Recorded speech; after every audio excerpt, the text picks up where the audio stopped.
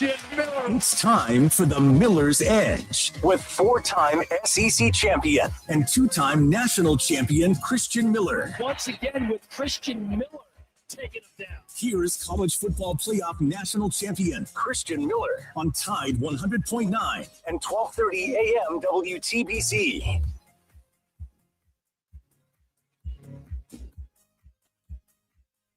And welcome into this Wednesday edition of the Miller's Edge, Tide 100.9, 1230 WTBC. Hope everybody's doing well today. Plenty of things we're going to dive into and looking forward to doing that. We are one day closer to the Combine, Chase. I'm not sure if you've been keeping up with that, but guys are arriving. They're checking in. I've seen guys posting on their stories that they are there getting ready to roll. And so we're going to have probably plenty of media to discuss about the Combine. Looking forward to doing that. I know guys we'll be taking the podium in the next couple of days. We'll definitely listen to the interviews of our Alabama guys. Again, 12 players representing the University of Alabama at the NFL Combine this year. Best of luck to all those guys. We talked about my experiences yesterday. I think my dad's going to jump on here in a little bit. We'll see his thoughts on the NFL Combine and where some of our guys are at, and we'll do that here in a minute. But if you guys have seen the title of our stream video, and yes, we do stream. If you guys prefer to watch me do the show live, every day, you can always come hang out with me on our YouTube page or the Tide 100.9 Facebook page, at the Miller's Edge on YouTube,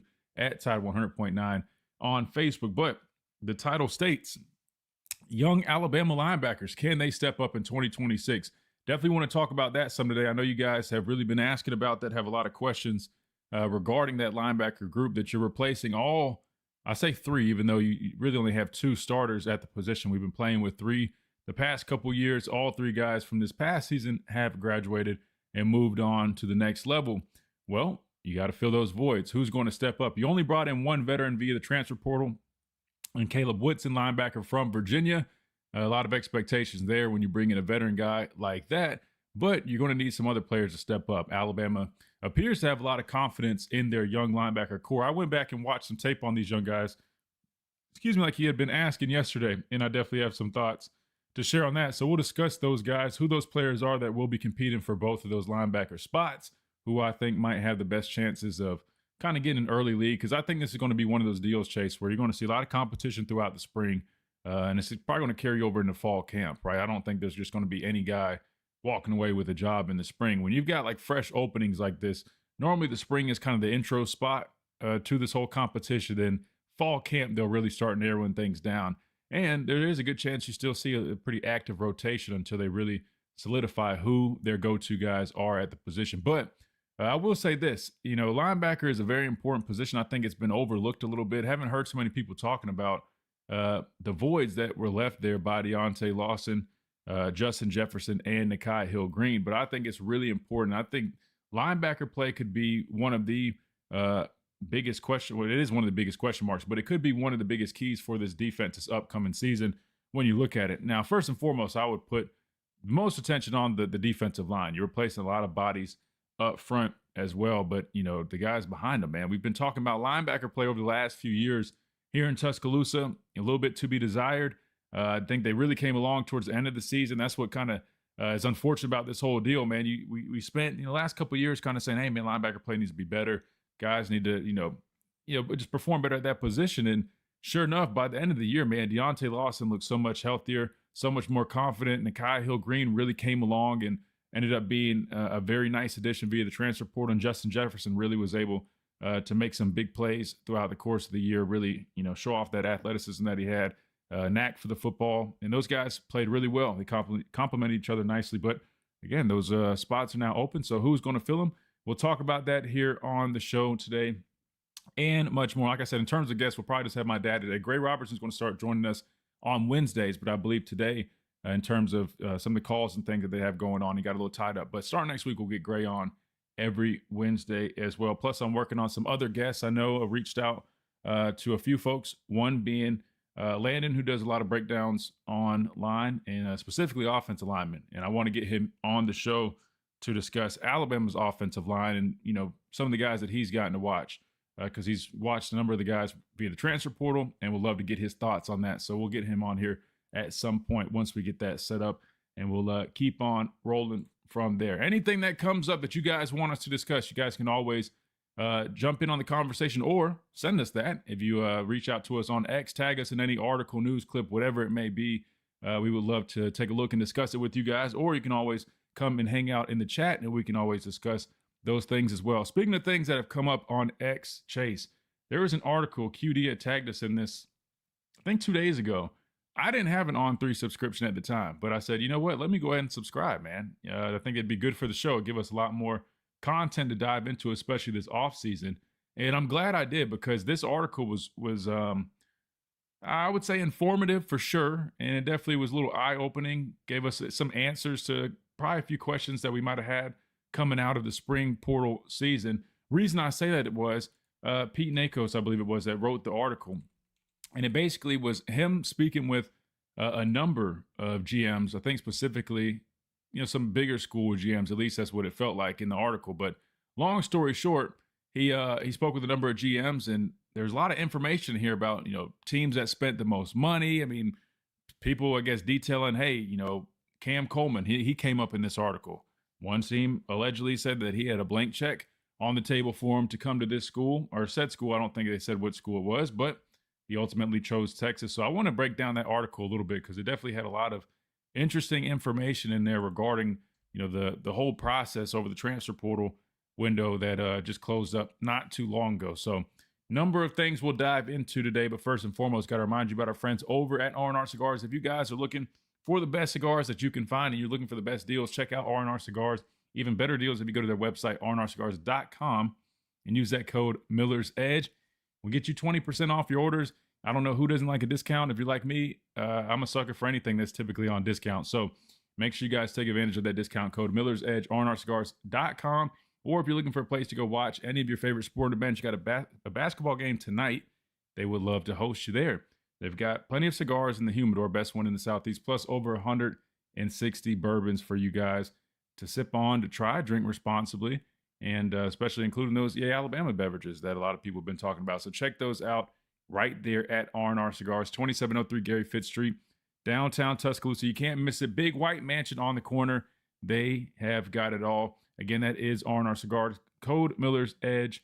R&R Cigars, the official cigar provider of Alabama football since 2014. All right, Chase, we're going to dive into some of this talk, but we'll hit our timeout first in a minute. Speaking of basketball, you got any plans on going to the game tonight, Chase, or are you going to be chilling?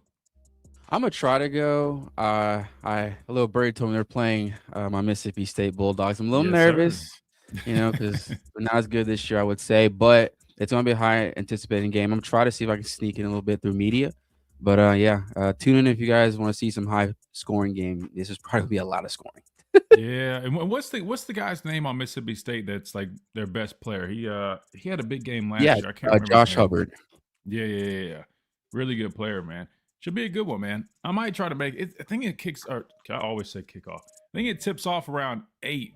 I'm not a fan of these late ones, man. I'm getting old, Chase. Those 8 o'clock games just feel kind of late, but I don't know. I might try to swing by there, even if it's for a half or something. I don't know, man. 8 o'clock just feels, I don't know, man. My bedtime's getting earlier and earlier the older I get, man. So we'll see if I'm up. Worst case, we'll be watching it, and we'll get your breakdown if you do in fact go. We'll even let you give my brother a grade on his DJ now that I would love to. I'm just being funny. All right, we got to hit a timeout. When we come back, we keep on rolling. We'll dive into some of this talk. Maybe we'll get into some film breakdowns. I know you guys have been really wanting to get back to that. It's hard to do it during this show since we are on radio, but maybe we'll try to squeeze some in during the breaks, because I watched the 2 games from last year where we saw most of the reserves play, and that was Eastern Illinois, and then the other one was it Louisiana Monroe? I can't remember, drawing a blank, but definitely we'll talk about what I saw in those in those 2 games. And I'll be honest, there's somebody that flash guys that caught my attention. 2 guys that weren't necessarily who I was looking for, and I'll tell you who those guys are when we come back right here on the Miller's Edge, Tide 100.9, 1230 WTBC. Don't go anywhere. We're just getting started. And we keep on rolling. We come right back. Don't go anywhere.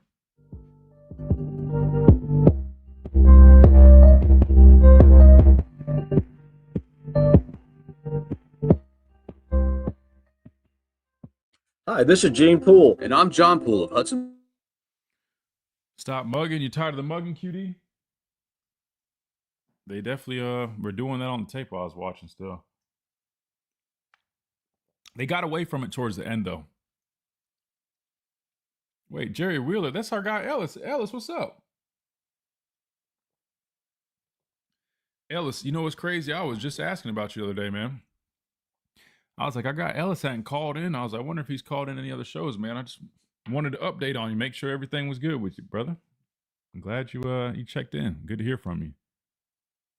Yakenji, what's up? Brock, what's up? Dwight, what's up? Yeah, man. We'll dive into. I'll try to pull up some tape. We'll pull up some tape, man. We'll pull up a little bit of tape here.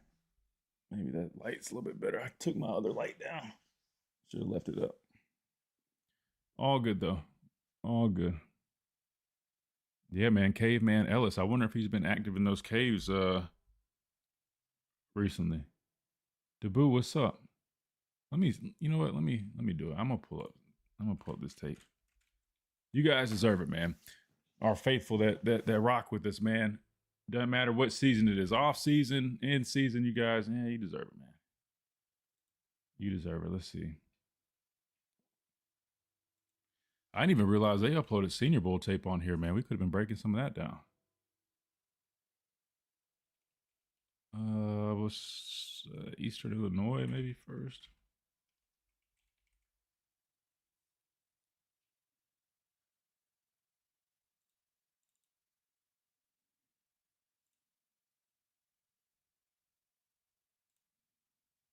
All right, we just gotta stick to how we do it though. Remember, we gotta be smart with it.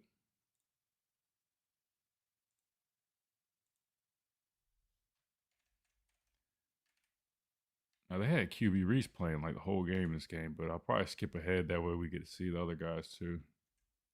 We can start here. A lot of it early on though, man. Kane's childish. He was just calling like zero blitzes, man, knowing these dudes couldn't stop it.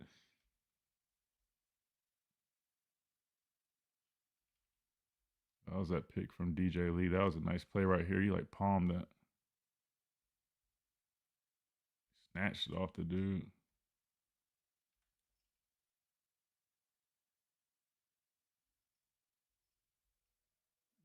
That was wild. That was a crazy play right there. He just literally just palmed the ball. I don't know if you guys remember that one. That one was fire.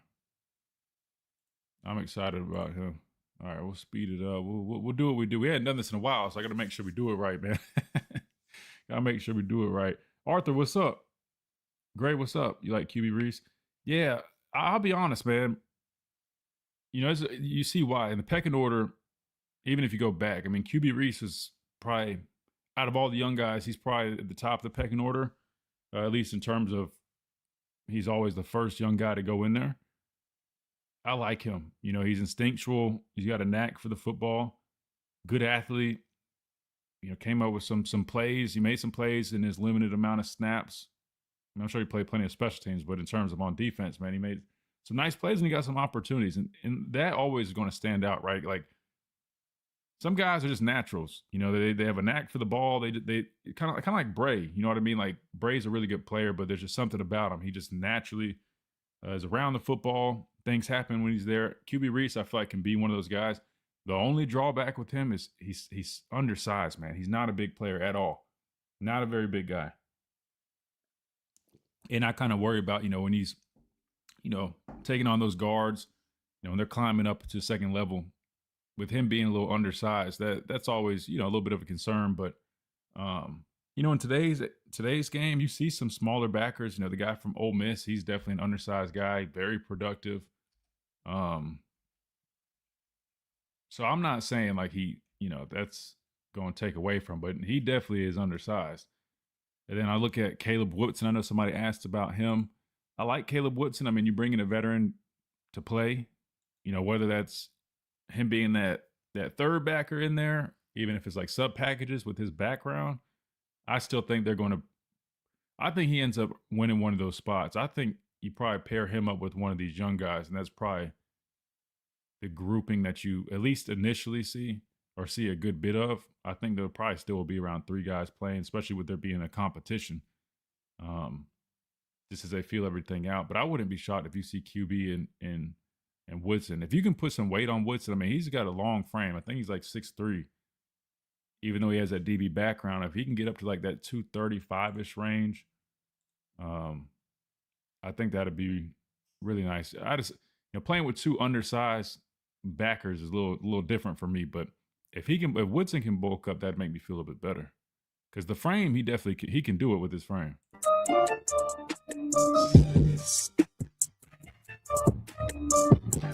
And welcome back into this Wednesday edition of the Miller's Edge, Tide 100.9, 1230 WTBC. We're going to talk about these young linebackers today a lot, and we will talk some other stuff. My dad will jump on here. We'll talk a little combine. I do want to talk about the article that I mentioned in that first segment regarding the GMs, because there's a lot of interesting stuff in there regarding the portal, and I think you guys will find it interesting. We'll get to that here in a little bit. Probably wait till we talk with my dad. But without further ado, let's dive into this young linebacker core and kind of what I'm thinking right now. I know a lot of people have question marks, right? Who's going to fill those spots? And when you look at the group right now, if you go back to last season, some of the young guys that you saw in limited action, but QB Reese, a young player that got some snaps in reserve time, Caden Jones, you look at Luke Metz, those three were the main three. You also had a guy, Lee, I always do this, man. I'll pull up the depth chart. I forget his name, 15. Another good young player that I think will definitely be competing. And you can't forget, I mean, I really like, and I've talked about this before, I do really like Xavier Griffin, the true freshman out of Georgia. I think he has, his ceiling is probably through the roof, right? Literally. And I think he's got so much potential, the way you can use him, the athleticism. I mean, whether, bringing him on blitzes, putting him on the edge, letting him rush the passer, he can play sideline to sideline, athletic enough and comfortable enough to play in space.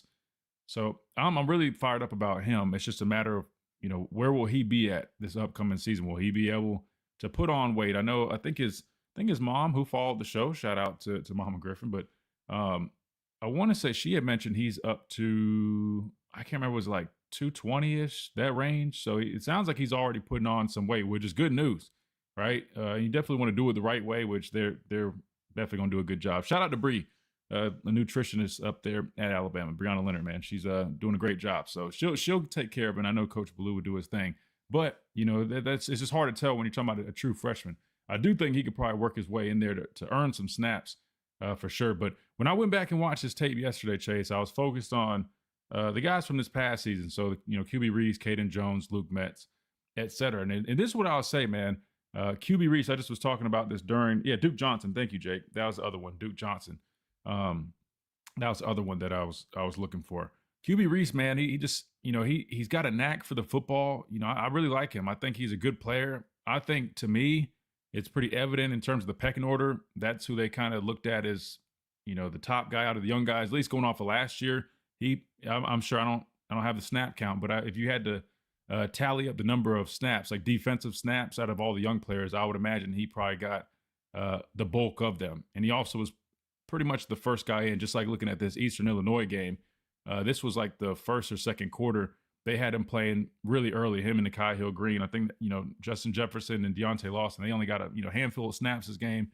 And then they went ahead and rolled with him. So they obviously, and I say they, meaning the coaching staff, they obviously have a great appreciation for him. They like him. I think they have some confidence in him, and it makes sense. If you watch him, to me, I think he feels the most natural out of all the young guys playing the position. The only drawback with him is his size. He's definitely undersized, which not saying that means he can't play. I mean, clearly he can play the position, but he's the smallest out of all those guys. I'm going to see what he's listed as. On the tape, you can tell he looks a lot smaller, but he's listed at 6 foot 224. And if we're being honest, I mean, that's almost safety-like size.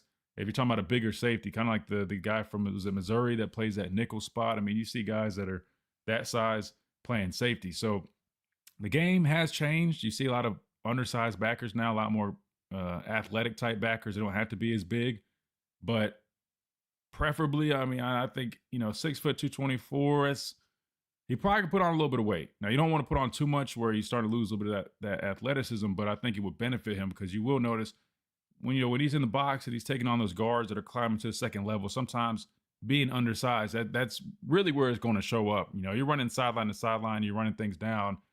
Yeah, that's one thing. But when you got to take on these guards, I mean, you talk about the guys we just brought in the portal, like the guy from Texas who is a guard. I mean, he's what, 6'7", 350. Like that's a big dude climbing up on you. So if you are going to play with undersized backers, I will say this. I mean, it's imperative that you have, you know, some guys up front that can really set the tone on the line of scrimmage and help keep those guys clean. If you don't, it's going to be a long day for some undersized backers. That said, I like him probably the best out of the young guys in terms of like where he's at, just playing the position naturally. I think he does a good job. And he made a number of plays when he did get some of those limited opportunities. I will say this, though. I was looking for the inside backers, and I think you guys probably, if you follow us on X at the Miller's Edge, you probably have seen this. But I couldn't help but notice a lot of the guys up front. My eyes, naturally, I try to watch, you know, guys up front and the backers, even though I was focused on the backers, but sometimes I just can't help but find myself watching the guys up front. And there's a couple guys that kept flashing to me, and one being Justin Hill, who I put the tweet out about, who I guess he kind of falls in the category as young linebackers. Wolf is technically an outside backer. It's an edge position. You guys, you know, it's like a hybrid, right? Sometimes they do play off the ball and kind of like that 2-yard depth position. Well, I forgot what they call it, ball package or whatever the name of it is. But anyway, he just kept flashing, and, you know, it makes total sense. We all know how talented he is, but it just made me think, man, like, you know, you lose Rusaw. You know, we know Yonze Pierre coming back was huge and is, you know, honestly probably one of the biggest, not additions, but probably one of the biggest moves this offseason. I think Yonze returning to school was probably one of the biggest wins, even with some of the guys we brought in. But then you look at Justin Hill, and you need a complement to Yonze, right? You always need a second guy. Just because there's one Wolf that's typically on the field, if you're talking about, you know, certain packages, what we used to call like nickel rabbits, dime rabbits, you need another athletic edge guy to be his counterpart. And that's what Justin Hill is going to be. In terms of setting the edge, I mean, we saw him do this as a freshman. I think that was the most important, not most important, but the most impressive thing that he had done last year as a true freshman. Just watching him work, man, was very impressive. I mean, you can clearly tell. I mean, for a young guy, he's very strong. And the clip that I used was from this Eastern Illinois game where he basically just manhandles the tight end with one arm, just throws him back into the backfield, into the back, ends up being a nice tackle for loss. But you look at a number of the plays that he made throughout the year, just being on the edge. The thing for me with Justin is the next step is how can he develop as a pass rusher? You know, and I put that in the tweet because, you know, you look at pass rush for Alabama last year, started slow, got a little bit better as the season went on. Yonze really came to life, but you could get more, right? There still was more to be desired out of the group. And I feel like Justin has a lot of the tools to really take the next step as a pass rusher. I think it's going to be big that these coaches can work with him and help him take it to the next step. He's definitely a speed to power guy. That's what he likes to go to. But I think he has the tools and the athleticism to build off of that, to add some more tools to his arsenal. And I think if you could get him to develop even further as a pass rusher, man, it's going to make this defense that much better, especially given the fact that Quay Rusaw, you know, transferred out, which I know people write that off and make it seem like it's not a big deal. But to have a trio of outside backers like that, knowing injuries happen, knowing the rotation is just nice, having fresh legs, is definitely a big loss. But you do feel confident knowing that Justin Hill is going to step up in an expanded role, and he's going to be an even better player, which he was a really good player as a true freshman this past season. But I think he's going to be even better this upcoming season. I think it really, how good will he be, I think is determined by the steps he takes as a pass rusher. And if he can, you know, be a consistent threat off the edge, I think that'd be huge for this defense. So he kept popping up. Not to take a segue right now, but this just kept coming to my mind. The other guy that kept flashing in these games was Cavante Henry. And I feel like I've kind of, I wouldn't say written him off, but I hadn't, I guess, given him enough love this offseason. We've been talking about the bandit spots and not really knowing who's going to play. And I feel like we kind of looked over him a little bit. And part of it was last season, I don't think he was really, you know, ready to play. I mean, a lot of people I've talked to kind of said that he just wasn't really quite there. But I remember watching him as a JUCO guy or wherever he transferred from, and I remember, I mean, his explosiveness, you know, jumped off the tape. I mean, the dude was a hell of an athlete, very explosive, very powerful. And when he got here, it was interesting. He put on like 25 pounds. I feel like maybe that was part of it. Maybe he was kind of getting a little bit adjusted to his new body frame, or his new frame, his body type. I'm not sure. But when I was watching the Eastern Illinois game, man, I started to see flashes of what I saw out of him when he was coming, out of JUCO or whatever the school he came from was.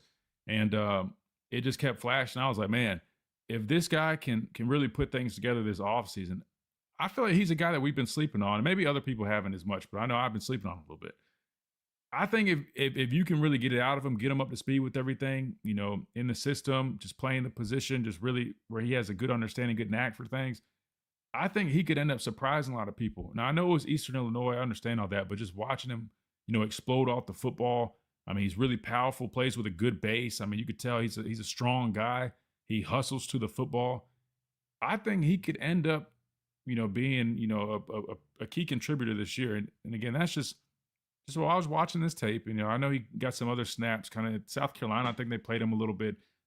At the end of the season, you saw some snaps on his behalf, but this game, I just really was like, man, he just keeps flashing to me because the way he's just flying off the football, flying to the ball. My man, this dude probably been sleeping on him a little bit. So I just hate it because there's not a whole bunch of tape to go off of with a lot of these guys. If you think about it, they really only played, Eastern Illinois, the Louisiana game. Maybe there might have been one more or so that we saw some of them. So I've been trying to find as much tape as I could without having to go back to high school. But we're going to work with what we got. And I will say, after going back and watching some of these younger guys, I'm feeling a little bit more confident with them, and I'm excited to be able to see them this spring because you already know they've been putting in the work in the off-season, fourth quarter program, all that stuff, working on their bodies, getting ready for spring ball, which is about to kick off here in probably about a little less than 2 weeks, something like that. So I don't know. Tape kind of got me eager to see these guys and where they're at now. So I will say this: we got to hit a timeout. When we come back, we'll keep talking about these young linebackers. We'll get back to some of these other guys, Caden Jones, Luke Metz, and we got the tape pulled up, so maybe we'll watch a couple clips here on the stream if you guys want to check that out at the Miller's Edge. But first, we got to hit our timeout. We come back, we keep on rolling right here on the Miller's Edge, Tide 100.9, 1230 WTBC. Quick timeout. We'll be right back.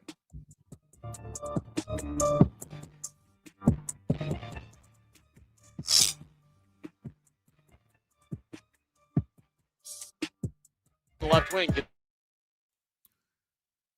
Coach Al, what's up? Don't forget about Abdul Sanders. Wait, let me see. What number is he? Abdul Sanders. I'm not gonna lie, man. I can't even think of what number that guy is right now. Let me pull up this roster real quick. Wait, Abdul Sanders. Wait, did I see him on here? That is not. Wait.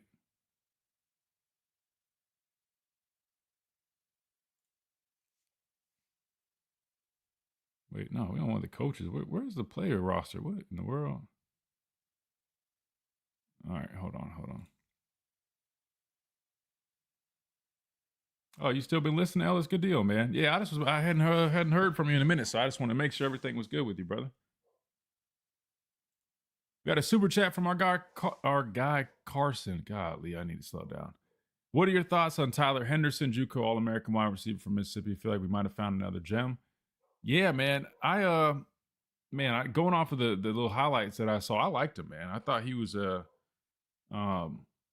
good little find. I was kind of confused why people were a little critical of that one. I mean, I understand, he comes from JUCO, but I mean, being that productive on that level is always, it's great. You know what I mean? I'm not saying that means you're going to be an All-American coming up to the University of Alabama playing the SEC, but when you're that productive there, I mean, you obviously, are good enough to go play somewhere else. So you can, check that box. The other thing is, you got to remember, I mean, at this point, we really just need a body. So anybody you added is kind of like a bonus, right? I mean, you really just probably thinking, hey, he's just a good depth piece. I thought he, at the bare minimum, is one hell of a depth piece. And I think he probably could. I don't know a ton about him other than, I'll try to pull up his stuff again real quick and we can watch it together. Other than just, some of the few things I saw. It's hard for me. When I can only watch highlights, guys, I don't like going out too far and giving some like whole analysis. You know what I mean? Like I like watching full games to really get to know kind of who the guy is through in and throughout. But based off his highlights, man, I like what I saw, and I think that he definitely can come in and compete. And I want to say, if he's coming from JUCO, how many years of eligibility should he have? Maybe at least 2? It's hard to keep up with Carson because I know nowadays, I mean, some guys are able to not count JUCO years and all that stuff. Let me 475-pound wide receiver. The first thing that jumps out to me is just explosiveness and quick acceleration. I'm talking about this is a guy who seems to be accelerating as soon as he gets out of his break. As soon as he leaves the line of scrimmage, it seems as he's starting to quickly accelerate. And then that acceleration continues when he has the football in his hands. So probably when I immediately turn on the huddle, those are the 2 factors that just seem to jump out to me was that explosiveness, not only after the catch, but you see that explosiveness when he's running his routes. He's one of those guys that seem to be picking up speed as his routes progress. So Alabama is adding for sure another speedster, a guy with some college experience, although it is at the junior college football level at Mississippi Gulf Coast Community College in Mississippi. Of course, played 2 seasons there after was kind of coming along after committing and signing there out of high school. Of course, he's a product of Mississippi. Actually, Vicksburg High School in Mississippi stays in his home state to compete at the college football level, the junior college football level at Mississippi Gulf Coast for 2 seasons before eventually committing and signing with the Crimson Tide. So when you take a look at Alabama's wide receiver room, I think one of the more important things to consider about that room in particular is that there's a lot of opportunities there. And looking at Tyler Henderson's film, you can't help but think, hey, this guy could have an opportunity to make some noise. It's based on what we've seen from him because, like you said, this is college football film that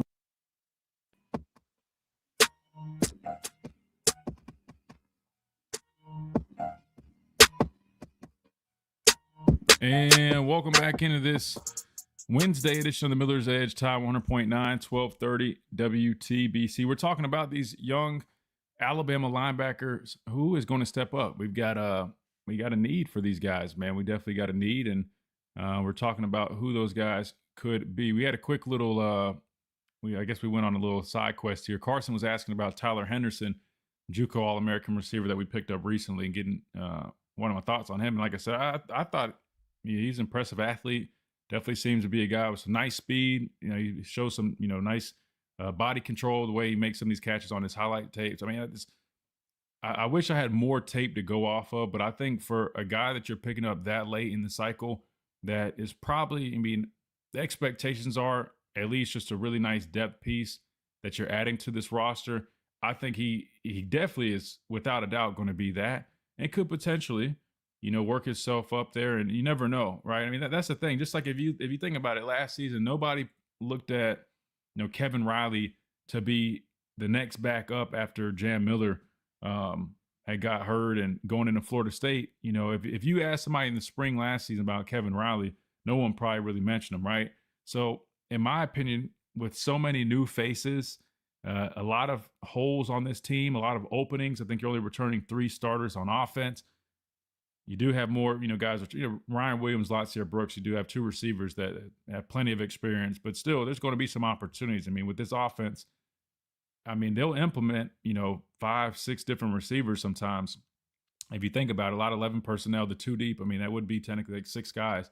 So, and we've seen it. They played 5, 6 guys in a game for sure. So that said, I think there's going to be some opportunities, and I think if this guy just comes in as a good depth piece, that's perfect. Where you got him at is probably what you expect, but I think he could be even more, and we'll just have to see once he gets on campus, and spring ball will give us a lot more answers. But I was cool with it. I was confused why some people were kind of complaining, but, I guess everybody's got a different perspective, a different eye for things. But I was good with it. I like the pickup for sure. In terms of, I know someone asked about return duties, because if you think about it, we got to fill that void too. I think we got a number of little, options there that you could throw back there with some of these athletes that we picked up recently. And look, Ryan Williams did in the past, and we know what he can do with the ball in his hands. Maybe you see him back there a little bit. I think there's a number of guys that can do it. I think this spring will probably be pretty much an open audition for a number of guys to kind of show what they can do and prove they can go back there. Cole Adams was a very reliable option, but he kind of lacked the explosivity that you probably were lacking a little bit. I think having a guy that was a little bit more I mean, you don't want to take too many risks. You don't want to be wild back there where you're, having a guy back there is doing too much and risking, coming up with turnovers. But with Cole, I feel like he was almost a little bit too safe of an option, which is, you'd rather be too safe than too aggressive. But at the same time, I think with how we kind of struggle with the field position game, having somebody a little bit more explosive and somebody that had a little bit more juice to him probably would be helpful.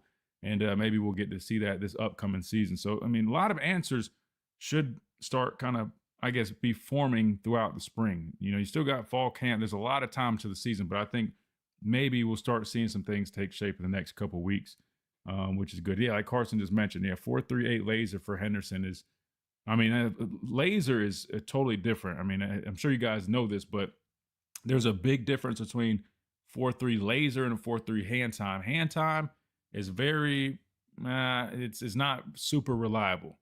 Laser, I mean, it's literally getting your body movement as soon as you cross. I mean, the room for error is a lot thinner.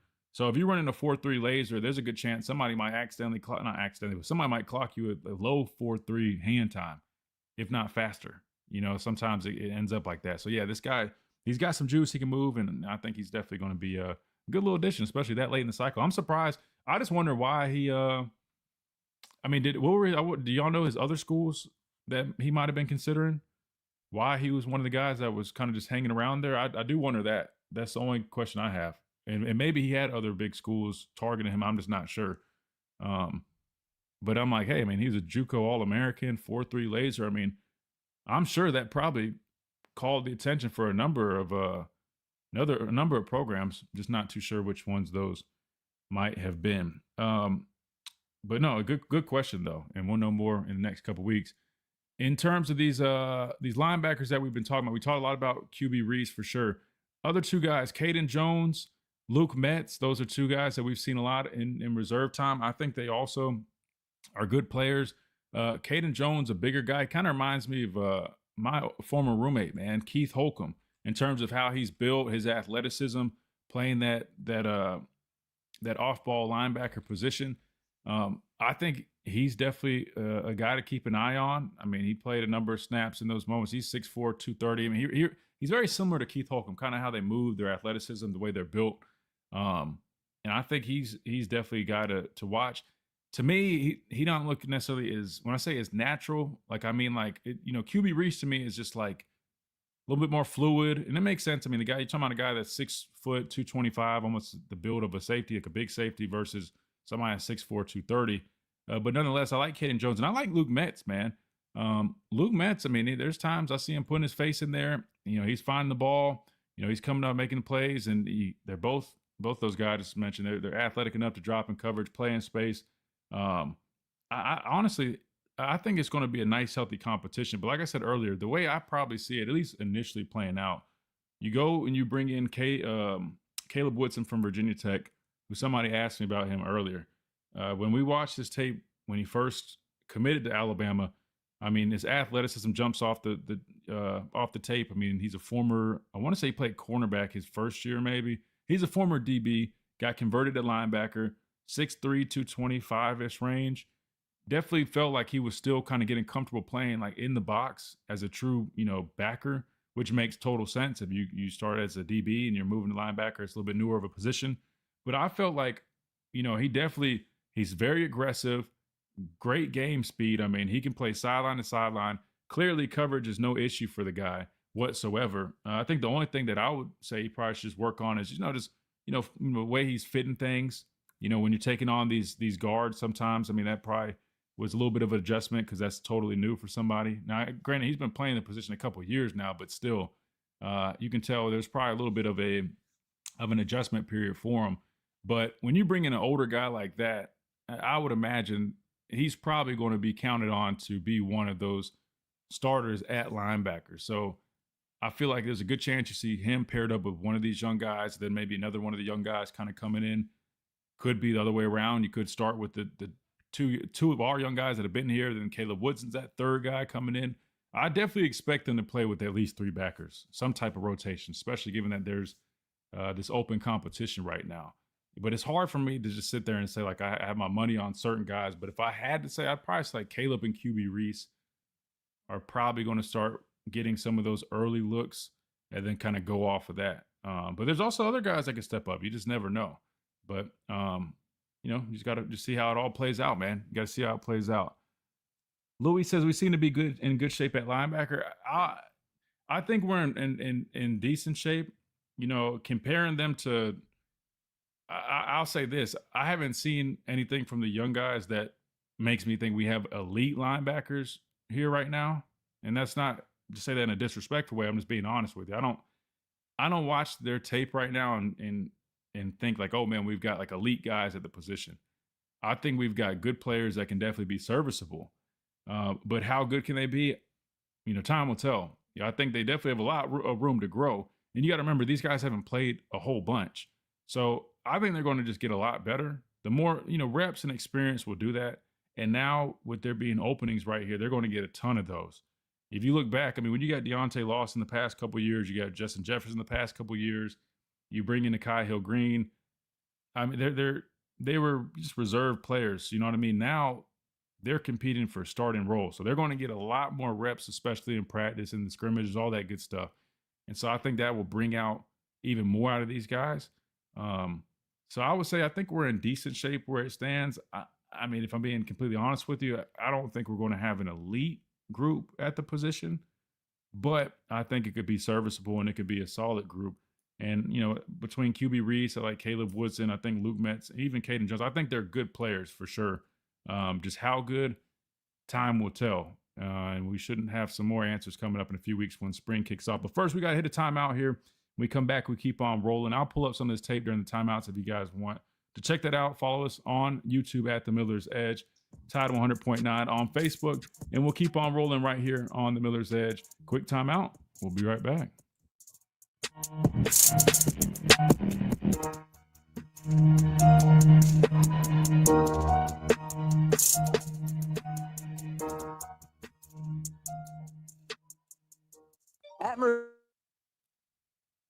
Staff makes it hard for me to trust them to make questionable decisions, to say the least, with the roster.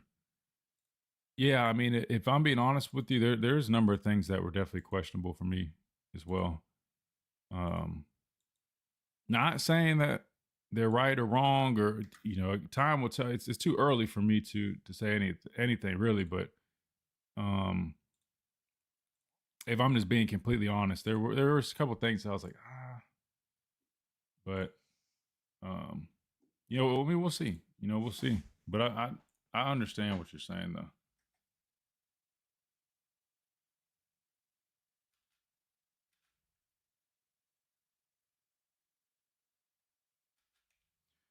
I probably should just skip ahead where we can see all the young guys, but QB Reese is in here right now, so.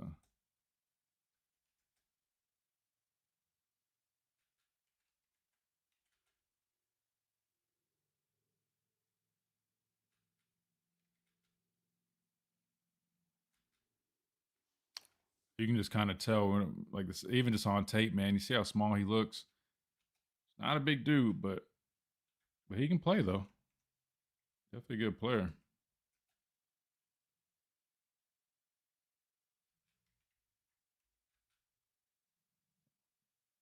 Wait, what number is the other guy that Coach Al was talking about? Abdul, what was his last name? Because Duke Johnson's 15. What was the, is it Carter? Oh, Sanders. What number is he?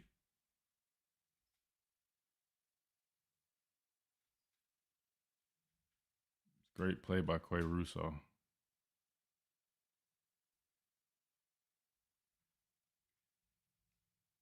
All right, here we go. Now we got some young guys in here. We're plugging the backer here.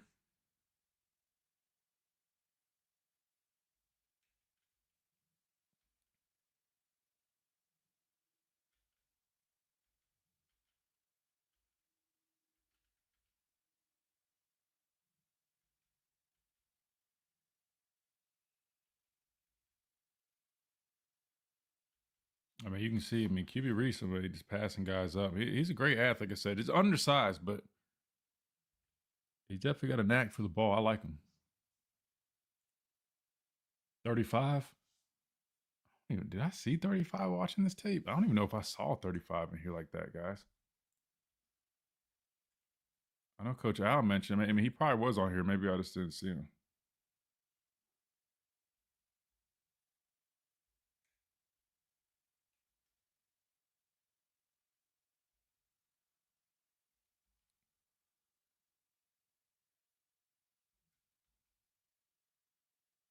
Nice tackle.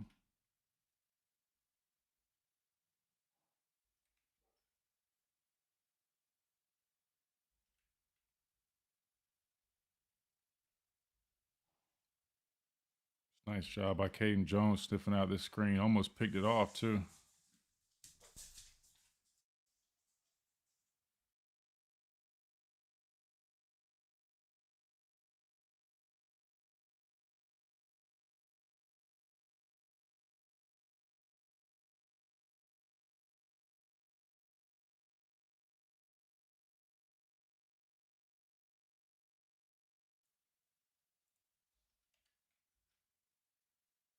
Right here, though, he says he's kind of hesitating. He's got to go. Trust it, man. Go make that play.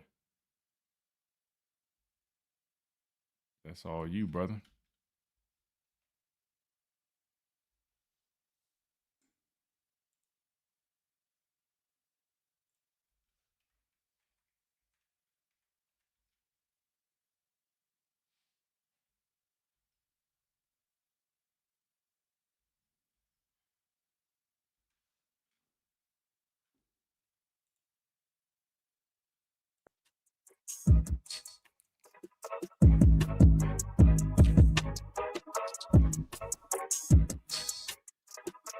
And welcome back into this Wednesday edition of the Miller's Edge, Tide 100.9, 1230 WTBC. We're talking about these young linebackers for Alabama, seeing what they got, man. We got the tape pulled up. We're watching a little bit of this Eastern Illinois game. Got a lot of opportunities to see these young guys. So we're watching it together here on the stream during the commercial breaks. I want to take a quick segue. We won't keep talking about these guys in a minute, but I want to bring up this article, Chase, because this kind of gave us an inside look in terms of what went on via the portal, talking about rosters and people getting guys and stuff like that. Well, this was a very eye-opening article, so let's dive into it. So On3, they put this article out the other day, and I'll make it bigger so you guys can read it as well. But looks like On3 spoke with 14 Power 4 general managers and NIL personal staffers.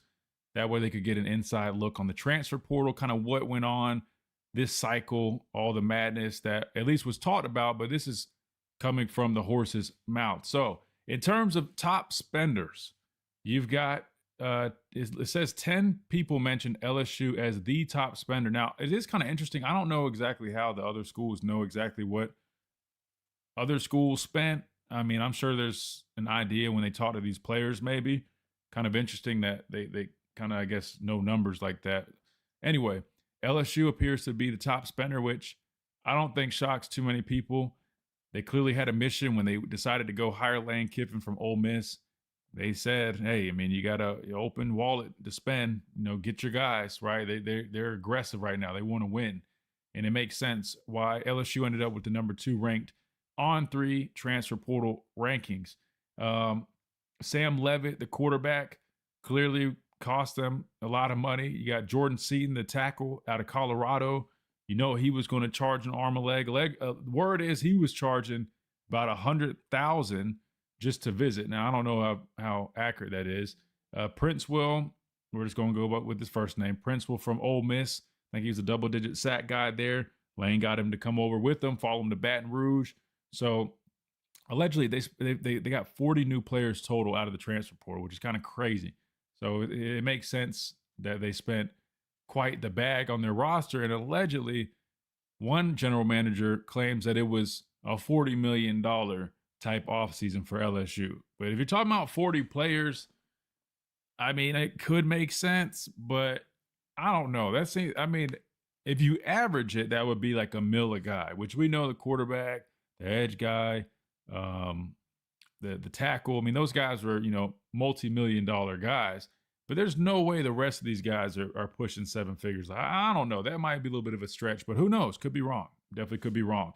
Texas Tech, and Miami. Shout out to Digger, who claims Texas did not spend that money like that. Allegedly, they were mentioned a lot as top spenders as well, which none of those schools are shockers. We've all kind of known that. Makes total sense. And Notre Dame, Ohio State, and Indiana, which everybody talks about Indiana not really doing it, but when you have Mark Cuban backing you, Chase, I think it's inevitable. You're going to end up spending a lot of money, or at least have the luxury of doing so. Plus, Indiana's kind of they kind of, I guess they got some motion, as we like to say. They got a little bit of motion, man. They got Kurt Signetti. Guys are seeing it. Listen, and I'm gonna be straight up. If I'm a player and I'm seeing how they operate, I mean, he's come out and said, "Hey, we don't practice long. We practice about an hour and a half. We get business done. This, that, and the third." They're winning football games. Got some good coaching. I mean, I could see how it could be a little bit of an appealing spot right now, even though just a few short years ago they were terrible. That's how college football definitely works at this time. The other big thing that came up was the whole Cam Coleman deal, Chase. Clearly that was a big target for us here in Tuscaloosa. A lot of folks felt that there was a chance we landed him. I didn't have too much confidence. I knew there was an opportunity there, but I don't know. I didn't really feel it. But this is what one SEC general manager had to say. He said, Cam Coleman had a blank check from us. Trust me, he wasn't going to Texas for less. He got paid a ton. Who do you think that could be, Chase? I mean, it says an SEC general manager. Who were some of the finalists for Cam Coleman? Do we remember who it came to? I mean, clearly Alabama and Texas. Was Texas A&M another one? I mean, if I had to just guess. I believe so, yes. Yeah, so I feel like A&M and Alabama are probably the other two. I think it was those three, Texas, A&M, and Alabama. You think it's big Courtney Morgan that made that comment, or you think it was Texas A&M? I mean, again, it said Cam Coleman had a blank check from us. Trust me, he wasn't going to Texas for less. He got paid a ton. You think that was Alabama that had a blank check waiting for him, or do you think it's probably Texas A&M? I think it was Texas A&M fully. I think Alabama had way more other options behind the scenes. I just feel like the way they've been going about recruiting and the NIL and the videos I've seen, I think you had shown a video of Courtney Morgan and a couple other players talking about that situation. And it just gave me the impression if it's not there for the taking, we're not going to buy a mansion just to get this player.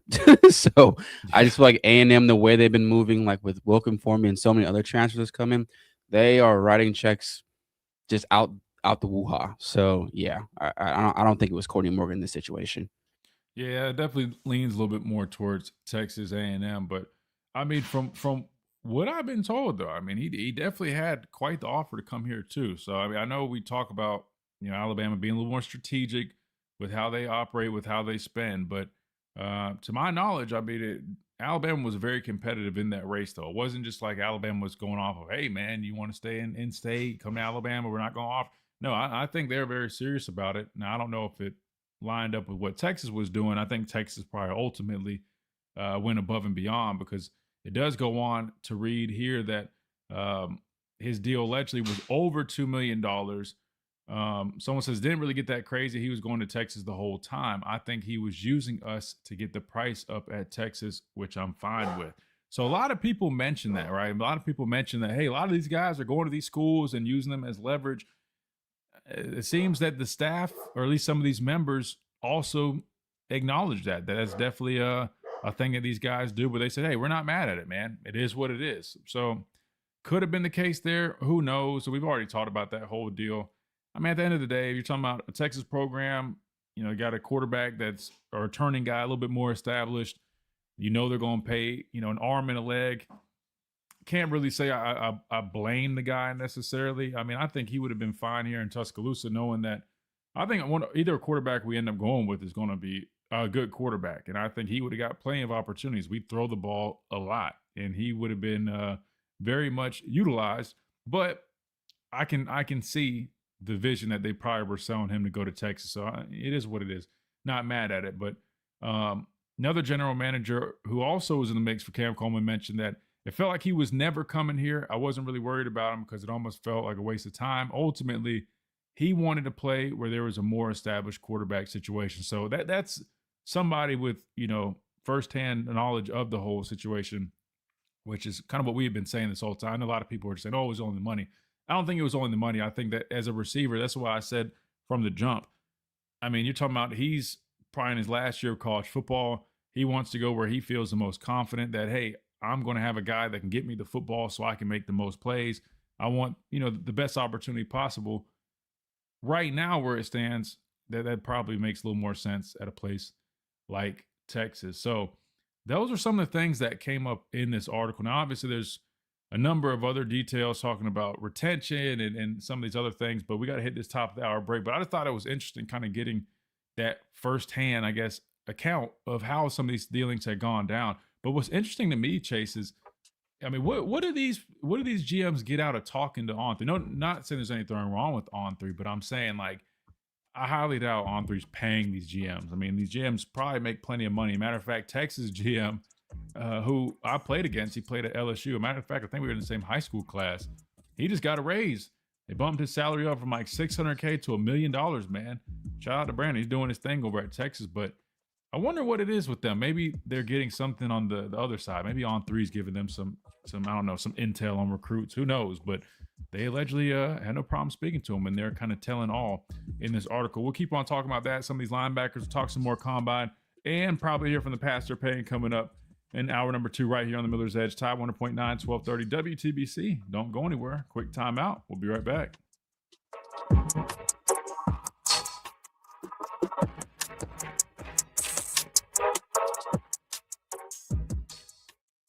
WTBC Tuscaloosa and W2. Oh, you think it was Auburn to return, huh? I mean, that could have been one too. I mean, all like serious question. Like maybe you guys know what I guess entices GMs to talk about this stuff with a national service like this. You know what I'm saying? I'm just curious. I know the NFL, you'll hear like, oh, anonymous GM, whatever, but I feel like that's a little bit different. People just have connections, maybe. I just wonder what the appeal is. Like, do you think On3 kind of helps them out, like with stuff of recruiting or something, maybe in return? I'm not. You guys know me. I don't have like a media background. I just I'm just a broadcaster, so I don't really know. That's why I'm asking y'all's take on this, because I don't really know personally. I don't know how it works. As it relates to Cam, love him as a player. Would you want one guy that teams can roll coverage to and take away, or 4 guys that you can spread it around and keep the defense guessing? Well, to your point, Coach Al, I feel like we already got 2 or 3 other guys to help, spread the ball around. You got Ryan Williams and you got Latia Brooks, right? So that's a little bit different. I don't think that applies to us. It'd be different if we didn't have anybody. This was what year? Maybe like 23. I'm trying to think of a year where we didn't really have like a true wide receiver one. I feel like it was 22 or 23. Might be mixing the years up, but we didn't really have like that true wide receiver one. Might even have been 24 when Ryan was the guy. Maybe that is a little bit more applicable there, but I feel like, you bring them in with the group that we had. Who are you going to try to bracket? Ryan Williams, Cam Coleman, you just never know. Hold on, give me 2 seconds, guys.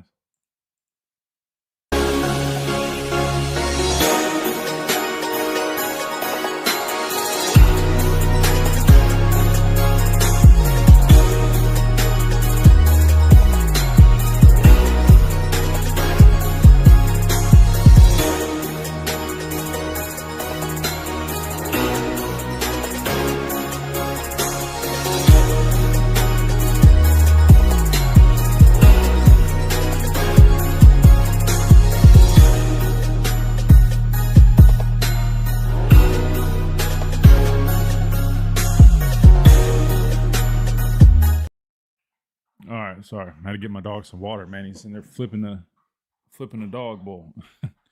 Couldn't focus. But yeah, you get my point though. When you got Ryan Williams, you got Cam Coleman, Latia Brooks, man. Good luck trying to play bracket coverage, man. Excuse me.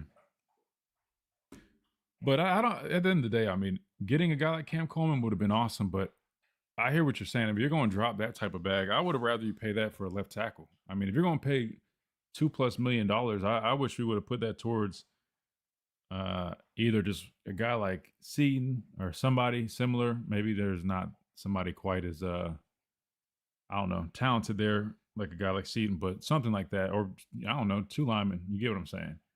To me, that was a lot more important than a guy like Cam Coleman anyway.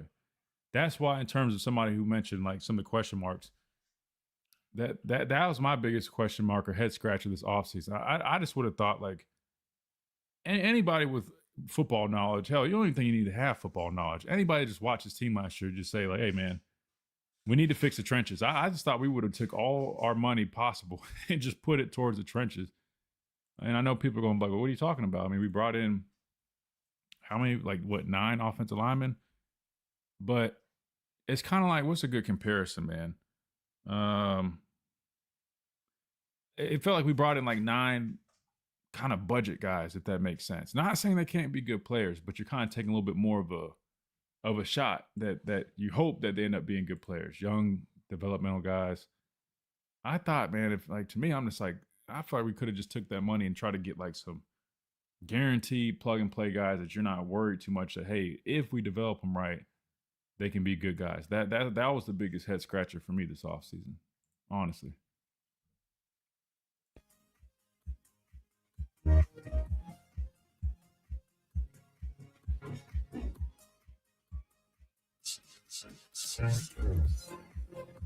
And welcome back into this Wednesday edition of the Miller's Edge, Tide 100.9, 1230 WTBC. We've been talking a lot about these young Alabama linebackers who can step up this upcoming season, who needs to step up, because hell, we're going to need about at least 2, 3, if not more, throughout the course of the year. So we've been talking about that, talked a little bit about some of these, I guess these things that come out in this article via On3, talking about the transfer portal biggest spenders, LSU being deemed the top spender according to a number of general managers throughout college football. So no big shocker there. But I want to bring something up real quick because this was random, Chase. And I don't know if you saw this whole deal about the recruit stealing gloves and equipment out of a locker. Did you see that tweet that the guy from Southern Cal put out about the guy stealing gloves? I did indeed. I'm curious your thoughts on this, Christian, because I've seen both sides of it. I didn't know that was doing that behind closed doors when it came to like recruit visits and stuff like that. I thought that was just known law not to do that because like I have a lot of friends on the opposite of basketball recruiting. Mm-hmm. And there's some stories about that, but like I just never knew that was in football. So to see that kind of blow up, especially with USC and it's getting nasty really quickly. So yeah, I think it's crazy just to see the picture of all of his is. Yeah, he definitely he went above and beyond, allegedly, right? Allegedly, because the reason I'm bringing it back up is he released a statement via X this morning, and it basically, I'll read it for you guys, but let me just give the backstory for those that don't know. So Southern Cal wide receiver Jacoby Lane had come out and he took a picture or a screenshot of a spread, right? Somebody had a spread of gloves, cleats, towels. I mean, and it was probably about 5 or 6 of each, right? So, I mean, they were talking about a lot of equipment. And USC receiver Jacoby Lane had posted a picture and say, hey, man, this recruit, whose name is Brawley Tui Tupu, maybe, I think. It's probably Polynesian last name. I'm butchering it. Anyway, he called the kid out and he said, this is the kid that stole my gear. And it had blown up on social media because everybody was like, dang, like, that's crazy. And to be fair, there's been a lot of reactions, a lot of people chiming in on it, and some basically saying that, hey, this is a common thing in college football, and you know, he shouldn't have put that guy on blast. There was a guy that plays at another school, I can't remember what school, but basically called out the Southern Cal receiver and said, hey, man, that's lame. Basically calling him a snitch, saying that, oh, everybody knows that goes on. Like, you once were in that position, and that's lame to call another guy out for doing something that we all do. And number one, I remember thinking in my head, I'm reading that guy's tweet. I'm like, whoa, talk about you got bad character, brother. Like, you saying everybody does that. I've never stole gloves or cleats or towels from anybody. From my experience, and I know it's a little bit different now because when I was coming out, we didn't do these crazy photo shoots that everybody does now, where you literally get in on, you get in a whole uniform, pads, helmet, cleats, everything. When I was coming out, we would go to the locker. This is how it worked for us. We would go to the locker room and like as a group, everybody going in as a group. And this was not during because there's different times. I'm talking about like a visit right now, not during the season. There's official visits during the season. There's visits in the off season, like junior day. So what I'm describing is like junior day. Well, we didn't dress up or anything like that. We would just go to the locker room. They'd have our jersey laid out, like, with the number that we presumably would wear. And you just put it over your t-shirt, take a picture in it. Like if you had jeans on, just have a jersey over with jeans on. Like I had pictures of me when I was getting recruited, and I'm just like standing there in the locker room. My dad just took a picture of me.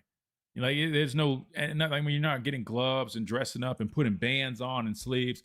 So what I'm getting at is, it is a little bit different in the sense that when they're doing these photo shoots, I'm sure some of these guys do probably hold on to those gloves or something like that.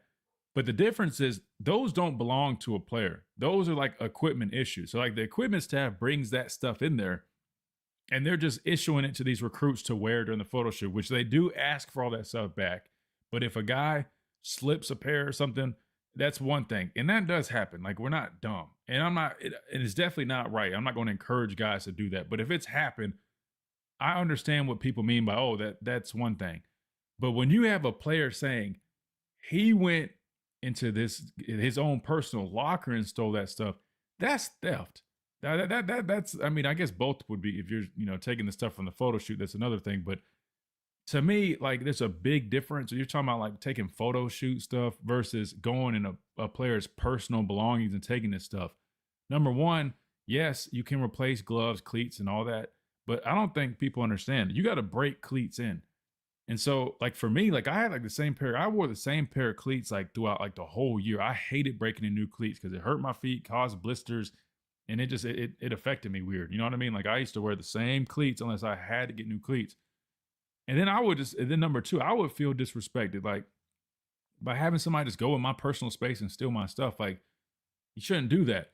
Now, allegedly, the kid had come out and he posted I guess a response to it because, I mean, it is a bad look, right? I mean, everybody's bad. It had like 20,000 retweets and people were talking about it and stuff. So he had come out, I believe, today, and this is what he had to say. He says, I want to address a situation that's been discussed online and be clear about the facts. I did not steal any gear, nor would I ever knowingly possess stolen property. The items in question were purchased by me in good faith, and I have documentation showing that I paid for them under the context that they had been obtained legitimately. At the time of purchase, I had no reason to believe that they were connected to any issues. As soon as I learned that there were questions surrounding the items, I began working to resolve the issue and return the items back to the rightful owners. I take my character and reputation seriously, and anyone who knows me understands that I try my best to let integrity, faith, and respect guide my actions. I have a lot of respect for Jacoby and would never intentionally do anything to disrespect him. I'm thankful. The facts are coming to light, and I'm focused on moving forward to better myself on and off the field. So sounds like there was some type of mishap. Now, he said he purchased these goods. Now, did somebody else take those items and then sell them to him maybe? That could be a thing. Hell, I had somebody steal my game-worn jersey, and I think it might have been one of my teammates, allegedly. Because the only reason that I'm not trying to blame people, but number one, there was only certain people that had access to the locker room, and it happened when I got hurt in the Orange Bowl down in Miami, and I'm getting tended to. Last thing I'm focused on is my jersey, my pads, which you never even think about that anyways, because I mean no one can really just get in the locker room, especially when we're playing. All that there's security. Well, sure enough, man, somebody stole my jersey off my pads, and I've never got that jersey. And that was the last jersey that I ever played in, because I didn't play in the national championship game against Clemson. I couldn't. So my last ever game-worn jersey was stolen from me and allegedly sold. And so if anybody ends up finding that, if you find a 47 jersey with the Capital One Orange Bowl, that was stolen, by the way, and I would love to have that back. We could probably work it out. I don't know if I'll ever get it back. Someone told me that allegedly one of the guys on the team at the time may have sold it to somebody. I don't know. I'm not accusing people of anything. I'm just going off what I've been told. What I'm getting at is I know how it feels to have stuff stolen from you like that, especially in a locker room, and it's not a good feeling. So sounds like the kid didn't do it necessarily. But Chase, I mean, what do you think about that? I mean, I'm not saying we're not buying what he's saying, but what is that? Do you think like somebody else was stealing stuff out of the lockers and just sold it to the kid? Like, what do you think? And he said he's got documentation. I don't think he posted that yet. But what are your thoughts on this, Chase? I think if he has documentation, that creates a whole another rabbit hole that Yeah. USC cannot attain right now. That's your star wide receiver. He's everywhere. He had a baller out season last year under Lincoln Riley, excuse me. But I just feel like with USC and their integrity, a little bit has been questioned in other years. I don't know. NCAA is so weird right now with so many stories going on about this. I just feel like if he does have documentation, if he has proof, first of all, you need to contact the person that was sold to, because that's the person you need to talk to. Because what is the connection between him and Jacoby Lane?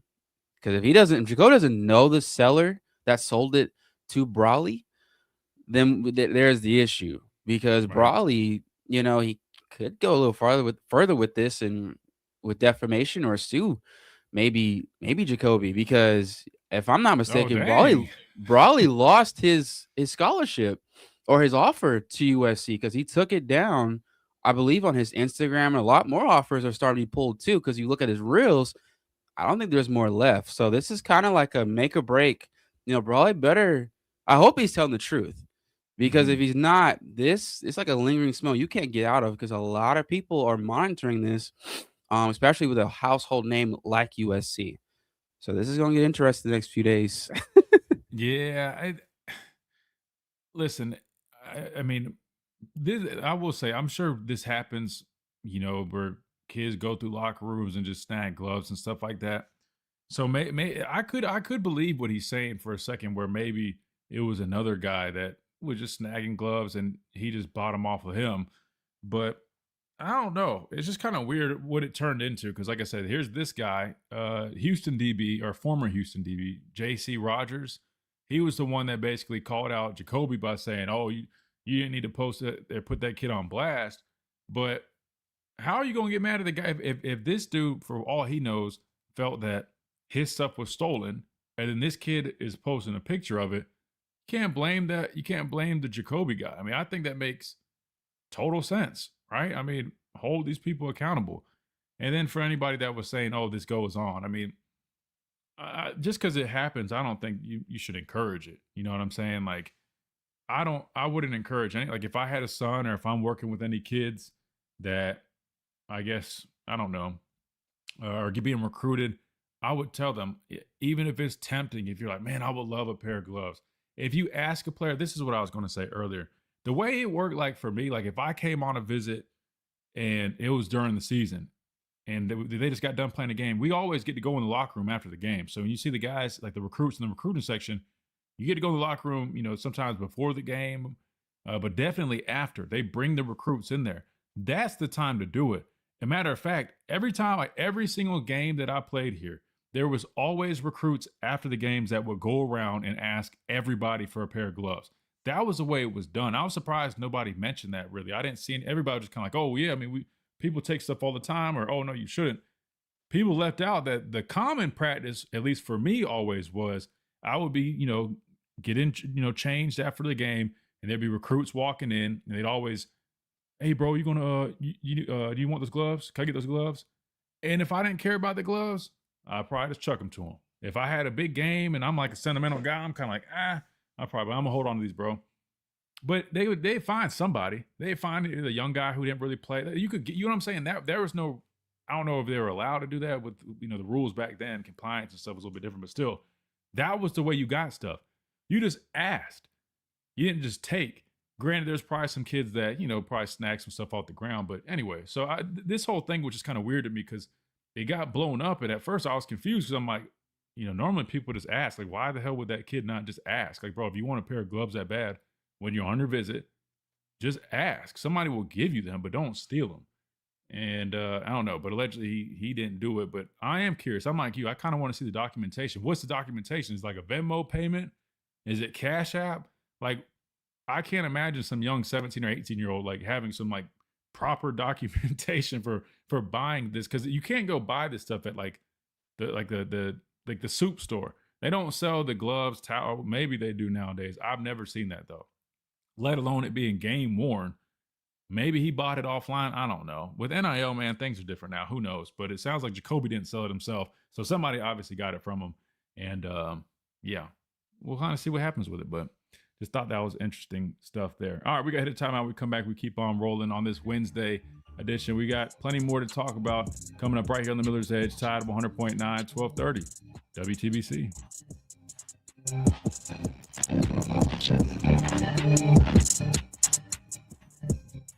Team USA. Tim scammed you on Instagram, sold his jersey, but never. Wait, what? Come on, wait, hold on. Wait, that's a crazy accusation. Wait. You gotta hold on. You gotta have some receipts or something like that if you're gonna throw that out there. Nah. Wait. How? Wait, hold on. So, wait. I feel like I need to get Tim on here to explain. I don't want to be talking about this without Tim on here.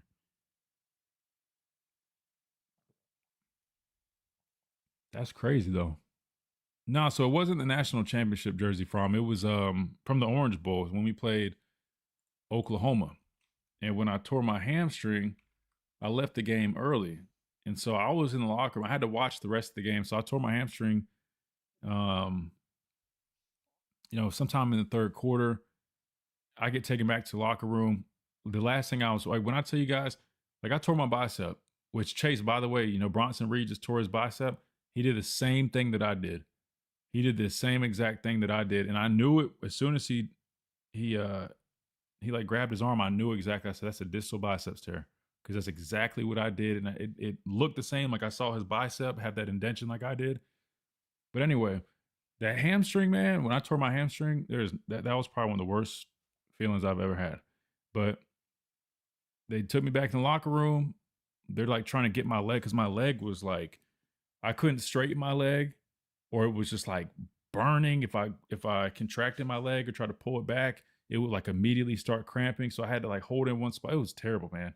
But anyway, so I'm like getting treated in the back, and I think my pads were just, in the locker somewhere, like probably near my locker. I don't know. They were somewhere. I just know after every game, the way it works is you take your pads off, and Jeff Springer, who's the equipment manager, him and all the other, the equipment guys that work under him, they go around the locker room and they take off everybody's jersey. They take it off your pads and they collect all the jerseys. Every single game they do that. Well, they came to me, and mine was, I realized it because I was back in my locker at this point. We were getting ready to fly out of there. And I just realized, I was like, damn, because normally I take my jersey off. Like I always help them get it off or whatever, or I hand them my pads and they do it. But this time around, I didn't see that. I didn't do that. My jersey wasn't on there. So I was just like, oh, maybe they already got mine. But it wasn't until, I want to say they asked me, they're like, hey, do you have your jersey? And I was like, no, I thought y'all grabbed it. And that's when we both were like, And I'm like, hold on. And I was like, you don't have it? They're like, no, we don't have it.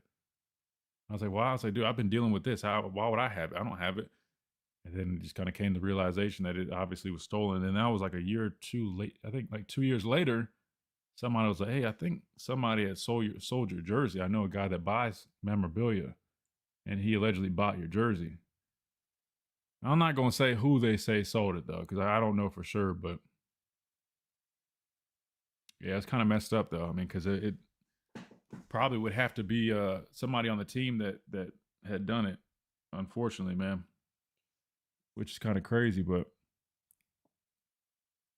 I guess it's part of it, man. People just desperate for money. Hopefully these guys don't have to deal with that now. NIL, I don't think people are scavenging jerseys from their teammates trying to make some money, but you never know. Never know, man. And take the Crimson Tide everywhere you go.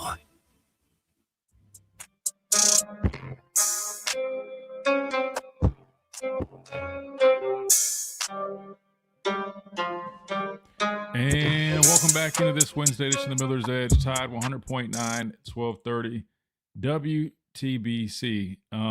We were talking about my whole jersey thing, and Jake had a good point, man. Tom Brady did get at least one stolen. I do remember that whole deal, but I think he got it back. Chase, did he get his back? I don't know if he did. Yeah, I was about to say the whole Tom Brady situation. I remember that being a big deal.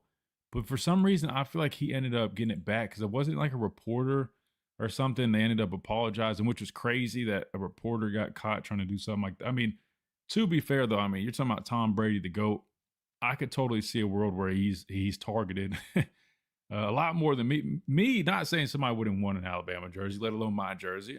Maybe I need to give myself a little more credit, but I just thought it was so random because it was, I don't know, man. It was really random. You know, I guess it makes sense. We were on the road. We were playing in Miami. It was different. Brian Denny, that would mean, listen, our equipment staff is normally really good at making sure, like, our helmets, especially when we are on the road, anytime, like, as soon as the game is done, like, they're making sure they're getting everything because they know people, they'll be quick to grab something. They will, especially Alabama-related stuff. But, yeah, unfortunately, I never got mine back. I think, yeah, Jake says he got them both back. FBI found them in Mexico?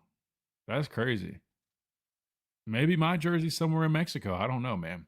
I joke about it. Well, not really joking, but I mean, I talk about it lightly. But I'll be honest, man. I really do want my jersey back because that was the last game that I like physically played in like my last sack against Kyler Murray in that game. Like that one sucks. Like I'll trade somebody. Hell, somebody bought that jersey. I got it. I got a few of my jerseys. I'll give you another jersey, but I need that one. I need my Capital One Orange Bowl jersey, man. That one's it's sentimental for me. So hopefully we can get that one back at some point. I don't know. If anybody knows any of these resellers, man, let me know. Maybe we can work something out.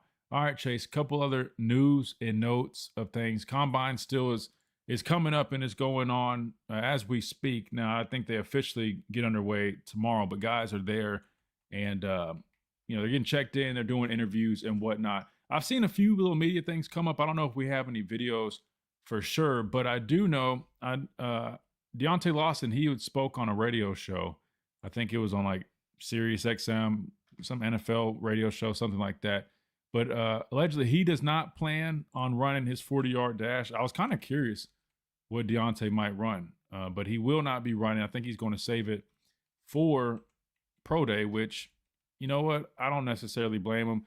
Pro Day, we talked about hand time versus, laser. You 100% are going to be on laser at the combine. He said he's going to wait until Pro Day to run. But he also mentioned, he had an interesting quote. He basically just straight up said, hey, I know I'm not the fastest guy straight line, but I think I play with good game speed pretty much. So I don't know if I probably would have necessarily said that, but fair enough. At least he's being honest. Chase, what do you think your 40 is, man? If we sent you to the combine right now, if you go to Indianapolis, you're lining up in front of that I forgot who is it that still does it. Is it Steelers guy that does it? The famous 40 guy. He always catches you if you mess up, send you back. What do you think you're running on a laser, Chase? Now you ran some tracks, so you might have a shot. But are you at least under a 5 flat, Chase? Ooh, maybe a couple of years ago, I could say that. I need to kind of get back at the gym. Hey, I gotta be honest, okay? Honesty is the best policy, but if you give me a month, to get my wheels back up, I could do maybe 4.8, 4.7. Okay. But yeah, I would have to like really get my cleats, break them in and go from there. But yeah, anybody that's running like a 4.2, 4.3, you got to come talk to me because that is fast. Yeah, no, it is. It is. I wish I could have run at the combine because I'm curious what my laser would have been at that point. But I didn't even run one at Pro Day either, just because I still wasn't ready. But we used to run them during the spring, like as a team. We had a 40 test which was like you ran 10 40s in a row. That was probably one of the worst tests that we did here for conditioning. And by the way, anybody in the chat, see you guys, some of y'all dropping some of these. What's y'all's 40 time? If you guys are at least, or what was it when you guys were playing last time you clocked one? My best in college was a 4.61. I think that was spring of like my junior year, something like that, which I know nowadays you see these guys running 4.5s, all this stuff. 4.61, man, for an outside backer was solid. And to me, I feel what he's saying though. For some reason, like, I felt like straight line speed with me, like, because a 40 is all about your start. That's a big deal. And then you got to finish all the way through. I don't know, man. I feel like I never had like the best, which you would think I would, me having get offs and pass rush and all that, you would think it would be the strong suit. But, you're 40, man. You got to like keep your head down and drive the first 10 yards, whatever, then come up. There's so much to it. So when we were testing at that time, we weren't training for it. So 4.61 on that one was really good. That was just us basically, hey, we're doing our 40 test, and they take your fastest time, which again, you do 10 in a row. And that one was always tough. We used to have to do the 110 test, and we used to have to do the 40 test. The 110 test, I'm not going to lie to you, 110s were terrible, but the test always felt more manageable because I think, when we used to actually just do them on a consistent basis, everything was so hard, man. Like they were really jumping you. I used to think they were speeding things up, trying to make it harder. We'd have to do extra. With the 110 test, there was a set number that you would do. It felt like the breaks were the adequate amount of time that they were supposed to be. And you basically, a 110, for you guys that don't know, is you start on the goal line, then you run, or wait, is it behind? Oh, if it's 110, that means, you start behind. You start at the back of the end zone, right? Like right in front of the field goal thing. And then you run through the next end zone. So it's 110 yards. Though we run about, sometimes we got like 26. You're only supposed to run like the number of like championships we had. I think we run the number of championships we were going for. So we run like 18. I think we had like 17 at the time. We'd run like 18, something like that. But the 40 test was like, you run in a 40, you get like a 30-second break, you run another 40 back, and you do that 10 times, which is kind of crazy if you think about that, because that's like full speed sprinting 10 times in a row. Granted, they understand your number is going to go down, but to pass it, you've got to have like, so say your fastest 40 is a 4.5. They expect your like first three to be like 4.5, 4.5 something, 4.6. Like there's like a thing, the way they would track it, and that was terrible. But anyways, 4.61 was mine on that one. I was good with that. But I wish I was able to really run one, but I tried doing it in training, and I'm not gonna lie to you guys. I was like, I ain't really feeling this, man. Like my hamstring's still tight, not really trusting it. But I am excited for Pro Day though, even though we got 12 guys at the combine, which is coming up, and we'll keep talking about that. First, we got to hit a timeout, and we'll keep on rolling right here on the Miller's Edge. Tide 100.9, 12:30. WTBC, don't go anywhere. We're still rolling. Quick timeout. We'll be right back. With Taco Casa, it's not really fast food because it's... Being quick's more important than the 40? Oh, than 40. Than the 40. Look, it depends, right? I mean, you can't always go off the 40. I mean, what Jerry Rice, famously, they talk about him being slow in a 40-yard dash, and he was one of the greatest receivers to play the game. I'll be honest with you. Sometimes, I mean, even like some of these bigger guys that run fast 40s, I mean, when you're tall and long, you can cover ground, you're able to crank out fast 40s, but that doesn't necessarily mean you're always going to keep up with a guy like a receiver. Like I would argue, if you have a defensive end that can, fire out 4.5 something 40 in open field, if you got a receiver that say is like also a 4.5 guy, it's a little bit different. You know what I'm saying? Does that make sense? Sometimes it just is a little bit different. But there's some guys that run poor 40s and they end up being their game speed's a lot better. I'll be honest with you. I don't know. I feel like Deontay could definitely be in a 4.6 range, but sometimes I feel like he just seems a little like he doesn't always seem as fluid as he probably could or would be given his injury history. So that'll be interesting. Let's see. Top 3 linebackers during the Saban era. Man, probably. Dang, that's tough. I mean, you got CJ, Reuben, Rolando, and Dante, but I'd had to probably narrow one of those guys down. If you're going 3, man,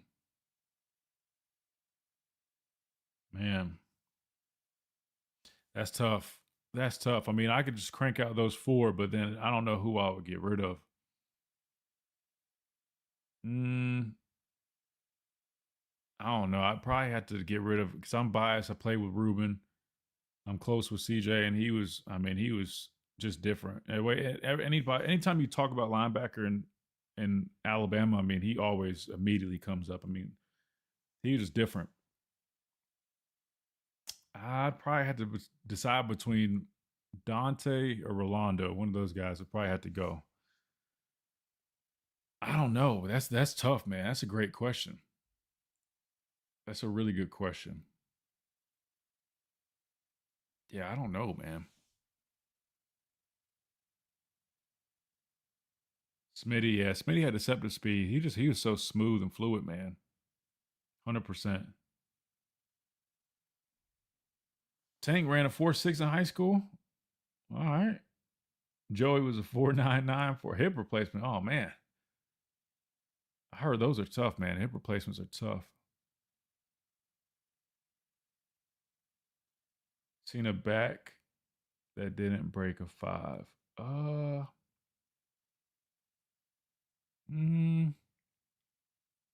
I've never seen a running back not break a 5 flat. I mean, maybe there's a fullback or somebody like that, but I've never running back. I don't know. I mean, I'm sure there's been one, but I can't think of one. If you can't break a 5 flat and you're running a 40, even if you have great game speed, good luck getting drafted, man. That's just, at the end of the day, it's really just, they really just want to check boxes. You know what I mean? But a 5 flat, I mean, that's a red flag. I'm not gonna lie to you. You know who had a not great 40 that was throwing people off was Josh Jacobs. Josh ran a because me and Josh trained here. We didn't go, a lot of guys you get to pick where you go. Well, we could have done that too. I just chose to train here in Tuscaloosa. I didn't want to go train off somewhere because I was like, we got all the resources here. Why would I not just train here? Plus, I'm going to be doing pro day here. So I trained here. It was me, Josh. Mac Wilson went and trained somewhere first. Then he came back. It was me, Josh Jacobs, Mac Wilson, Jamie, Josh Casher. I think Keith was with us. Who else came back? I feel like somebody else came back. But anyway, it was crazy because Josh had been consistently, I think, at least running like 4.5. But when he ran like a 4.6 something. And it like threw the scouts off. Everybody was kind of like acting funny about it, which I get it. I mean, they weren't expecting that. But when you watch Josh play, everybody knows. I mean, like, he might not necessarily be like a 4.4 guy, but he's plenty fast. But that 4.6, man, it kind of threw him off.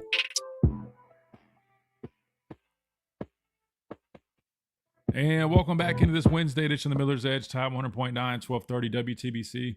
Talking a little bit of the combine right now.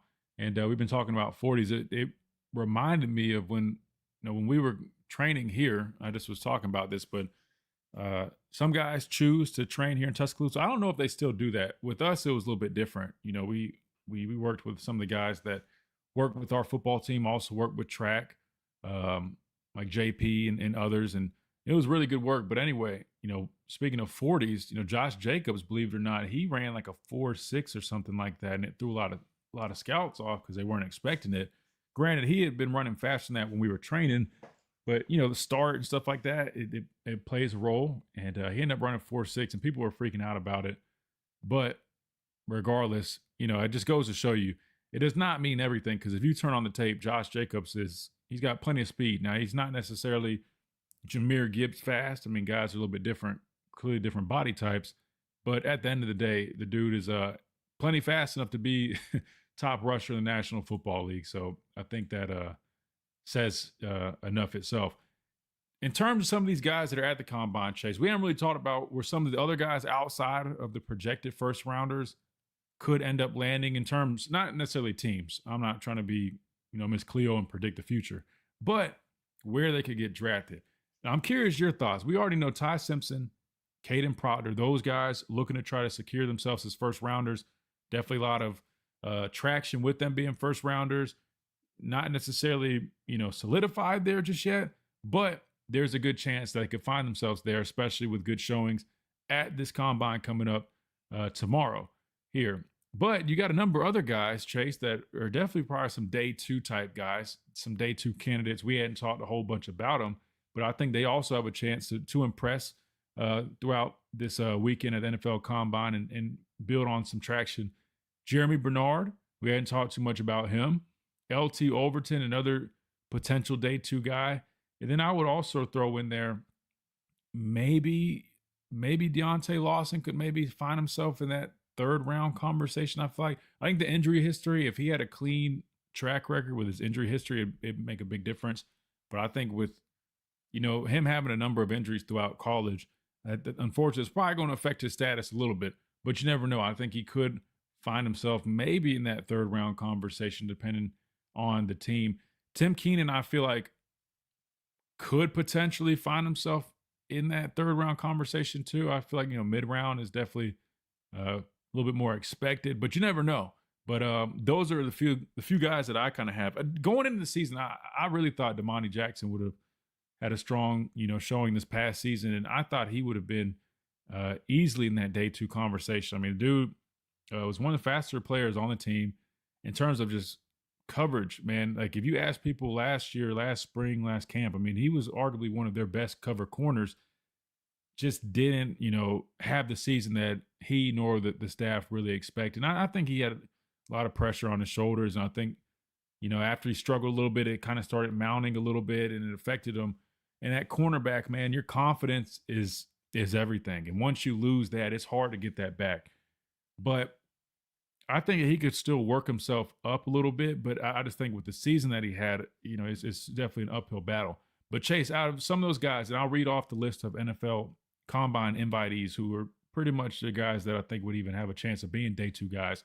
Who do you think has the best chance out of these names? You got Ty Simpson, you got Jam Miller, you got Jeremy Bernard, you got Josh Cuevas, Parker Brailsford, Caden Proctor, Jaden Roberts, Tim Keenan, LT Overton, Justin Jefferson, Deontay Lawson, and Damani Jackson. I can't believe I forgot Parker Brailsford because I think there's a good chance he's a day two type guy as well. But Chase, out of that list, man, who do you think best chances to be a day two pick? I would say LT Overton for sure. I think you saw a lot of his depth, a lot of his game last year. There's some teams out there that definitely need some defensive linemen, people that are quick, kind of quick on their hands a little bit. Another player I think would be great, Jeremy Bernard. He's kind of like a wide receiver. I would say that is like a longevity type of wide receiver. He's not going to really stick out where, he's a go-getter or, kind of like an Odell Beckham Jr., someone that's a high name, but someone that can stay consistent. Someone knows how to pass block. Somebody knows how to get you the first down, stay consistent, and really just a leader on and off the field. Tim Keenan, Jr. for sure. I think he could definitely be a day two, round two type of player. It's unfortunate with Deontay Lawson and Damani Jackson because you're right. Coming into the season, those were household names. Those are players that definitely could have been first rounders based off their production for Alabama, what they've done on the field. But because of, Deontay's injuries and I don't know what happened to Damani, it just seemed like he just wasn't the same player the year prior. Like he can get his confidence back, but to your point, and Deion Sanders said it in an interview one time, if you don't have your confidence, you might as well not even put the uniform on.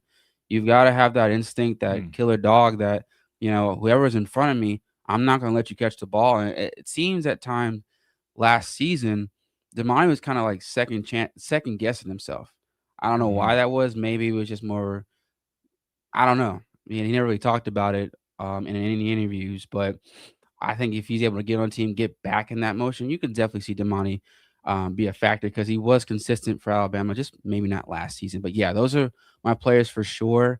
I saw another website, credible one, had possibly Justin Jefferson, maybe. It's kind of a maybe, but anybody else I think are kind of like first rounders, second rounders are kind of set for sure.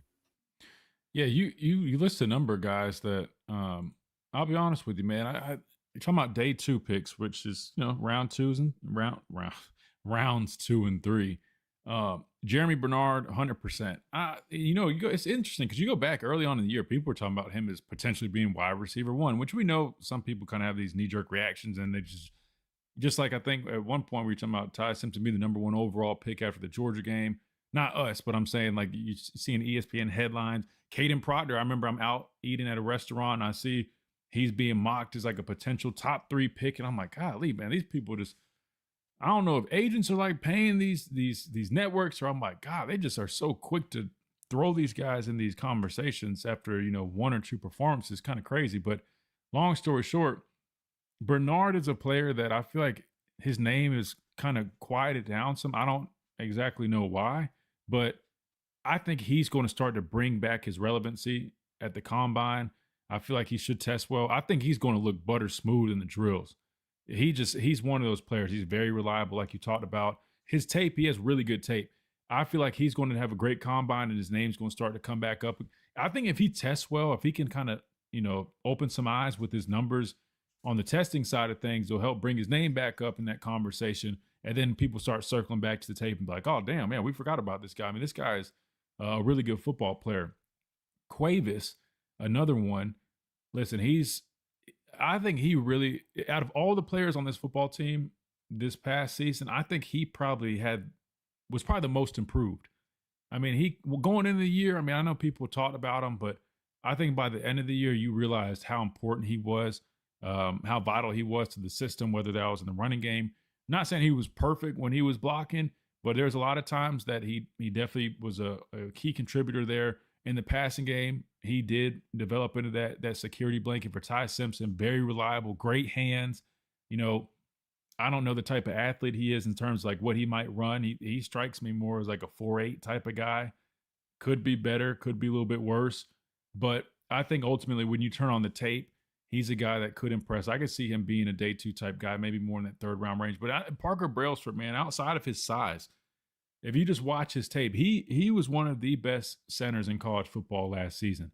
He got banged up, he got hurt down the stretch, and I think that affected him some. You could tell when you turn on the tape, like the Auburn game, even the Georgia game. I know he was supposed to be healthier, but he wasn't fully there.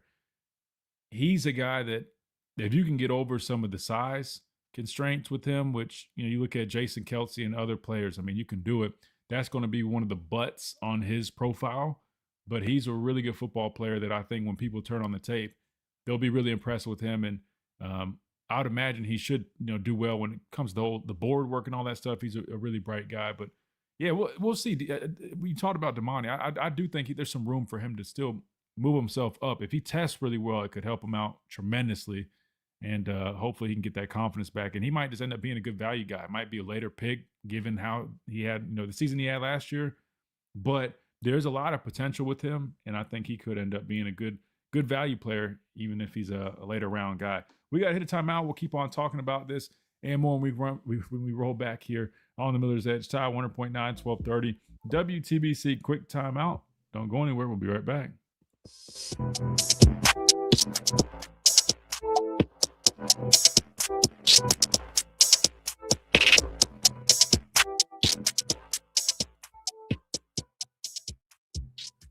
The Tuscaloosa Thread News Update is brought to you by Tuscaloosa.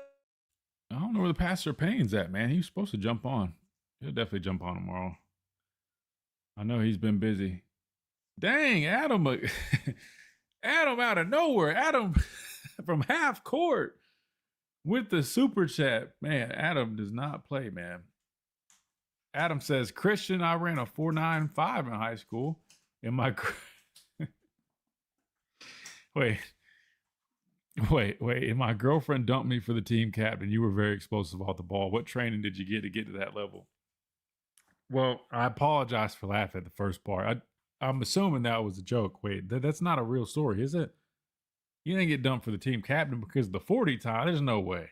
Was she a cheerleader? Was she on the track watching you guys run or something? I hope that didn't happen, Adam. That's rough. I feel bad because oh, it's funny. my girlfriend from high school, she was like dating another guy at the time before I started dating her, and she was dating a guy on the soccer team, and she ended up breaking up with him for me. So then when I read that, I was kind of like, dang, I wonder if that's kind of how he kind of how he was thinking at the time. Like, damn, if she broke up with me for the team captain on the football team. So now I feel bad, man. Now I feel. Hopefully that was a joke, Adam. Hopefully that didn't happen. But in terms of training, man, nowadays there's so many things that you can do to work on explosiveness. So we used to do things like taking like medicine balls, and it just depends on like how, if you're talking about like getting off the football, or if you're talking about like 6-point explosion. We used to do a lot of drills like that, like coming out of your hips when you're striking guys. But medicine ball stuff where you're basically just exploding with the medicine ball. You're basically launched as far as you go and sprinting. They have a really cool machine called the 1080. I think it's called 1080 Sprint Machine, where you put on a belt and you're connected to like a box, and there's a cable, right? Like a retractable cable. And the box is connected to like a computer software, and you can adjust it. So it's like resistance training pretty much. And you can just work on exploding off the football. So whether you're running a 40, if you're a receiver, from your receiver stance, but you basically work on your explosiveness, and you can turn up that resistance. We used to do a lot of like in individual periods for the outside backers. We used to do a lot of band work. So we partner up with somebody, and they put this thick band, was probably this thick. They put that around our waist. They would hold us almost like holding a dog, and we would do get off. So we key the football, work on keying the ball, not going off the hard count, and have to explode off the ball, and our partner's like holding us back. We do a couple reps like that, and then we take the band off and then do it. I mean, there's a number of things that you can do to get more explosive. But listen, guys, as a football player, even in the weight room, power cleans are a type of exercise that works on explosiveness. Coming from the ground and exploding up, that's a big thing. As a football player, man, your explosiveness is almost everything in terms of striking defenders, coming off the football, driving through contact when you're making a tackle. You got to be able to explode, right? So, and that's what jumps off the tape. Like, matter of fact, I'll pull up that tape here just to show you. We didn't even get to it, but with Cavante Henry. Sorry, I keep calling him Hendry. Where is it at, though? I think it was towards the end of the game. But just if you see the way this guy just kind of flies off the football, man. Matter of fact, this is him right here. Oh, wait, it's not. Y'all can't see it. Hold on.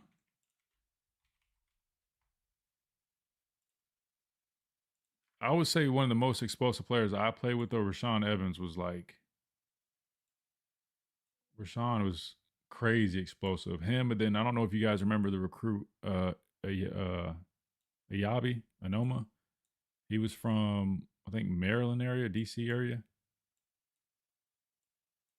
Those guys were they're freaks, man. This ain't the clip I wanted to show. I'll find the exact clip in a second, but that's Cavante Henry right there. I mean, where are those plays I had? I'll find them. Hold on, we're about to come back here. I'll stay a few minutes, that way I can show you guys these clips. And welcome back into this Wednesday edition of the Miller's Edge, Tide 100.9, 1230 WTBC. Thought the Pastor Payne was going to jump on. Probably got tied up a little bit. No worries. We'll try to get him on tomorrow for sure. I know we got our guy Adam on tomorrow with us at the top of the hour, so we'll look forward to doing that. We got some updates with the Bediako situation, so we'll definitely do a deep dive with our guy Adam of Lamparello Law tomorrow at the top of the hour. Plus, we always have Brandon Clear on the show on Thursdays as well. And then starting next week, every Wednesday, we will have Gray Robertson of SEC Network, Crimson Tide Sports Network, joining us every Wednesday as well. And I'm working on some other guests to get on here ASAP, including Coach DeBoer. He should be joining the show probably in the next week or so, I believe. I wanted to say we said around the end of February. So I think Coach DeBoer will be joining us here on the Miller's Edge, hopefully coming up. I'll keep you guys updated with all the details. But speaking of our guy Adam and Lamparello Law, make sure you guys check them out. I always remind you, but here again, if you haven't heard already, check them out. If you guys are in the business of looking for somebody to help you with your career success, whether that's mentoring, exam and test taking preparation, subject matter mastery, application strategy, personal statements, resumes, you name it. You got tax season right here. I'm sure they'd be glad to help you out with some of those things regarding that. Professional planning, the list goes on. Of course, legal representation. That includes students, faculty, and athletes, academic misconduct matters, First Amendment cases, NIL cases, all criminal defense matters, and most importantly, they represent their clients with care, passion, and relentless advocacy. So make sure you guys check them out. There are official representation here on the Miller's Edge. And if you guys want that for yourselves, you can reach out to them at 201-317-5115. Website coming very soon. They had some changes done to it to make it even better, so it got postponed a little bit, but it will be lamparello-law.com for more information, but you can always catch them at 201-317-5115. Again, that's Lamparello Law. Education and advocacy are official representatives here on the Miller's Edge. All right, so we're talking about some of those day two picks. As we wrap things up, we only got a couple minutes here, and I'll probably stay a few minutes afterwards so we can really dive into this tape a little bit more. I know you guys wanted to see some of that. It's hard to do it while we're doing radio, but Chase, let me ask you this, man. If you had to pick a couple guys that could be some day three, some quality day three picks. I know we talked about day two. Anybody on that list that you left out that you think could be a quality, good value day three pick? Again, 4, 5, 6, 7 round guys that could be better, could be drafted higher, but whether it's, a little bit of a down year, whatever the case may be, they just, fall in that category, which is nothing wrong with that. I was a 4th round guy, and listen, I mean, it's only, hearing your name called is that experience is cool as hell. The only difference is if you are a 1st round guy and walk across the stage. Outside of that, it's all the same. You get the same type of phone call, great experience, and you get a little guarantee, signing bonus up front, which is always nice. But I can start it off for you. We already mentioned Damani Jackson. I think he's probably going to end up being a day 3 type guy, just the way things went.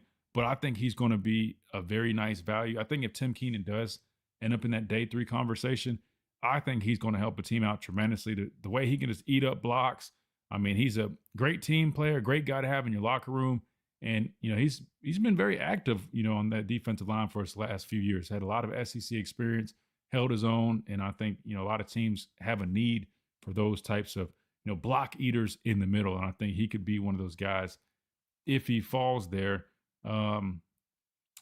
Justin Jefferson is an interesting one, but I think with his athleticism, the way, he flies around to the football, I mean, he definitely could be a great special teams player while he is kind of, sitting behind somebody. So I'll throw him in there. Anybody for you, Chase? Any day 3? And these are just guys that are at the combine. I mean, there might be a couple other guys that are draft eligible. Oh, damn, I forgot. Jam Miller. I think a healthy Jam Miller, Chase, could I think he'd be a quality back in the league, man. I know some people are going to go off of what they saw last year and immediately be like, oh, but I'm just telling you, I think Jam is a good player. When healthy, man, he's a solid player, and I can see him being a day 3 guy, especially with the position running backs, man. They don't have the same type of value, unfortunately. But what do you think, Chase? Day three candidates. It's so funny. You just took I was going to say Jam Miller. I think if his injuries wasn't where it was at, I think he would definitely be a little higher on the draft board. A consistent back before his injuries. Really, like, his build is insane. Really, it's built for the NFL. Can take hits, bouncing off. Really, his patience is something that I've gotten to enjoy. It kind of reminds me a little bit of like Le'Veon Bell a little bit. He's not someone that's going to really just quick go. He's going to kind of read the defense a little bit and then go. I think his pass block got a little bit better as well throughout the season when he was healthy, excuse me. But yeah, Jam Miller, I feel like if he's able to get his confidence back, because injuries can really, really, really take a toll on you, especially how much he works so hard to get back on the field. Because I've seen videos on Twitter of him just working, and I just feel like it's just an NFL team that takes a chance on Jam really can go far with their running back room. I'm not saying like he's an RB1 right now, but I feel like he's the type of player that would be willing to learn the system, really learn from the number 1 spot and get in there when you need him on 3rd down to get an extra yard, or if you need a a long ball touchdown. Jams has speed. He can really, if you get him outside, he got a step on you, you might as well just call the house and call it. So, but yeah, I go with Jam Miller as a sneaky one in round 3. Yeah, I think he could definitely be a good value for sure. I mean, before the injuries, I thought he was playing some good ball. Even when he came back, Auburn game, he looked like old Jam, and then he got injured again, unfortunately. But you go back to 2024, man. I mean, dude had nearly 700 yards on the ground, 7 touchdowns, and he can catch the ball out of the backfield as well. Had 16 receptions in 24, 19, and 25. But I like Jam a lot, man. And you mentioned pass blocking. Definitely was a little inconsistent this year, but if you go back and watch, I mean, like the George game last year, I mean, he normally is a physical guy who will really put his head in there. And I just wonder if maybe some of those inconsistencies this year were maybe, I don't know, dude had a broken collarbone early on. So maybe that kind of affects you when it comes to taking on linebackers blitz. We got to get out of here on the radio side of things. We'll stay here for a few minutes and watch some tape on the stream. If you guys want to check us out, you can do that at the Miller's Edge. But we will look forward to seeing you guys tomorrow right here. Tide 100.9, 1230 WTBC. Hope you guys have a great day. We'll be back doing it all again tomorrow right here on the Miller's Edge.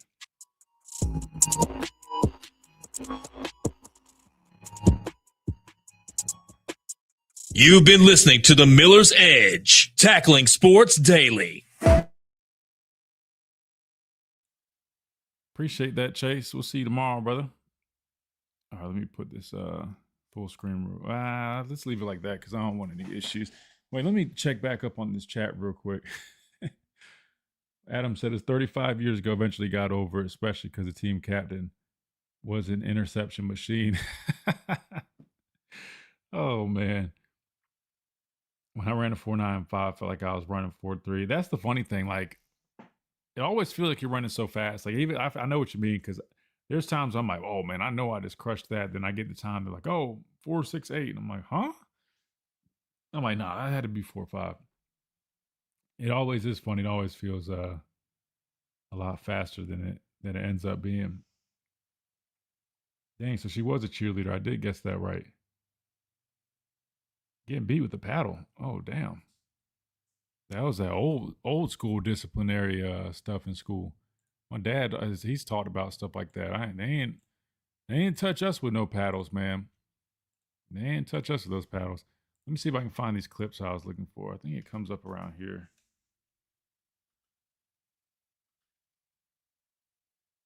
See if we can find 35. Y'all said Abdul Sanders.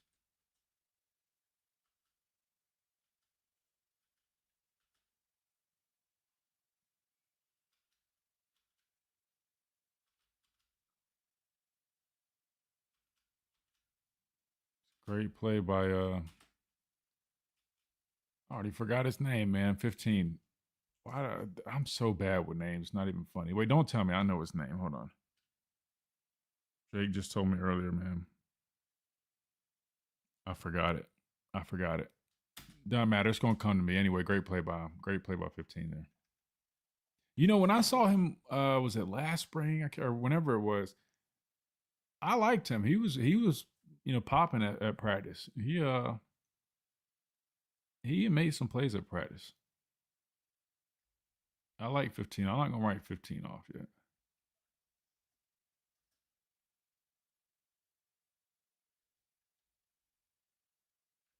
Maybe 35 was hurt this game. Maybe that's why we didn't see him.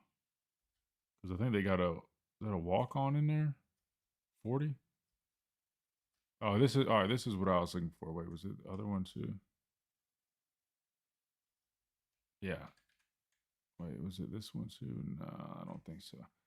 Yeah, just watch 14. So this is what I'm talking about when I'm saying like he just kind of I'll turn it back down so you can kind of see it in real time. That's Cavante Henry right there. Like great strike, great initial strike, right? Great power at the point of attack. No, it wasn't the clip I was looking for, but still not bad. But just watch him kind of, come out hands and hips, boom. You know what I mean? Like great leverage. We call that pinching the penny, right? You probably can, sure you're picking down what you're picking up what I'm putting down. Like, really squeezing your rear to really get, every bit of power, but you see that, right? I mean, it could be probably a little bit lower, but say he's bringing his hips in there. I mean, that's good. That's solid. Lock, peak, shed. He sheds now. Only thing is here now, we're a C-gap player now. We got to be quicker than that, right? And he does shed, but we end up kind of getting a little beat. But good pursuit to the football. But they called a flag there. I don't know if it was holding. I don't remember. But you see, I just watch him come off the ball. You see him come off the ball, jack dude up. Like those are just little tools that like just kind of pile. Like I wasn't even really looking for him. I was trying to watch these young backers, but I just kept seeing him do stuff like that. Nice job shedding it right. He won a violent shed, just a little bit quicker, but and he's running to the football. It's like that picture right there. I mean, it's a good picture. Other than, I mean, he's in a 5/6 technique here, so he needs. Only thing I will say is now we're way too choked on this, right? Like we need to be outside. But from a technique standpoint, besides being too tight and giving up an edge, just seeing like the tools that he's working with, we can work with that. We can build off of that. Got to see the cut block better. But I mean, you guys can just see the motor that he plays with,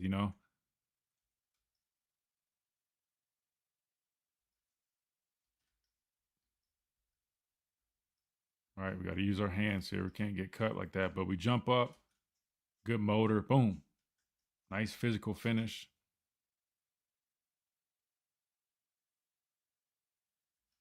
He just was flashing with some of those things that he was doing. I was like, all right, man. Need to give him a little bit more credit. Another play. He had like 3 or 4 plays just kind of like back to back to back. This time we're in a 4-eye right here, which we talk about, right? If you're going to play bandit, a lot of times you're in a 5 technique, 6 technique, but they're going to ask you to play that 4-eye, which sometimes you got to get down with the big boys in a 4-eye, right? Now he stems, late stem. And a matter of fact, it looks like they're going tackle over right here. Yeah, they go tackle over. Tackle over, he ends up stemming, which it's technically a 6 technique on this tackle. Boom. So he's head up on the tackle, which is a bigger guy. Now, I don't know. It's a smaller school, so I don't know exactly how big this guy is, but still.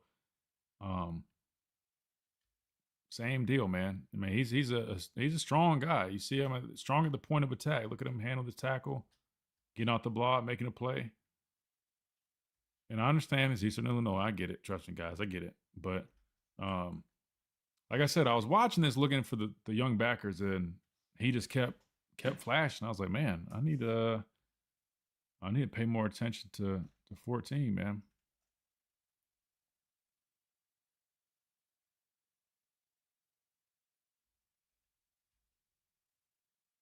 Duke Johnson, that's 15's name. I told you it'd come to me. Oh, of course, Adam. No, thank you, man. Looking forward to getting you back on here tomorrow. It'll be that same link, by the way. If you need me to resend it, I can do that. But same thing as last time, man. You just click that link every time now and just hop on. Would it be better? What? Wait. Downsize your picture and blow up the film screen. Yeah, no, trust me, it would be better, but like I said, it's I just don't want it. Sometimes if you go like a big full screen of tape, even though this is all 22, sometimes they'll mark that. So I'm just leaving it like this because I'm playing it safe. I wanted to do, that's what I was saying earlier. I was like, I should make this bigger like that. But the problem is it don't always, if you're stopping and starting stuff and you're like commenting on it, you should be good. But sometimes if you just have this big thing sticking up there and plus that blends in with his background, they'll take that as if you're just playing that content. So I just don't want to risk that right now because it's not worth it. I mean, it's either we risk that and then risk getting the channel taken off, and then only thing you guys have is listening to me on the radio, or it's kind of just being cool with it being that size. You know what I mean? Like I'll mess with it sometimes, but right now I don't want to fool with it just because it ain't worth it.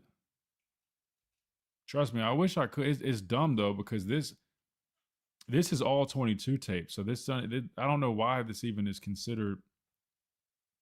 Same thing. I mean, look at them again.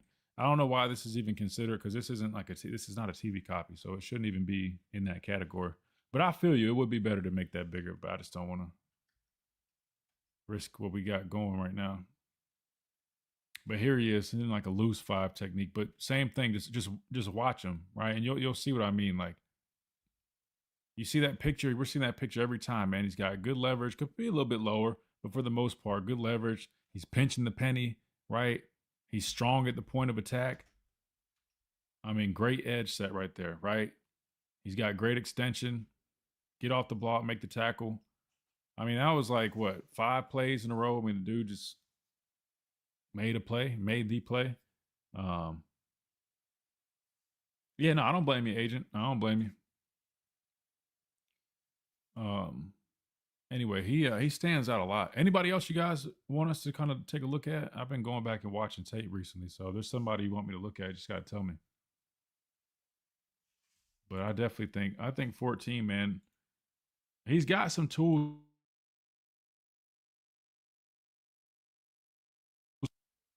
I think he could be a good player.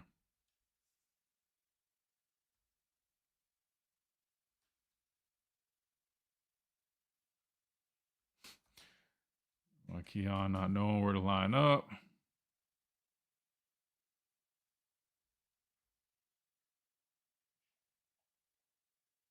What's that flying in that safety? Ivan Taylor?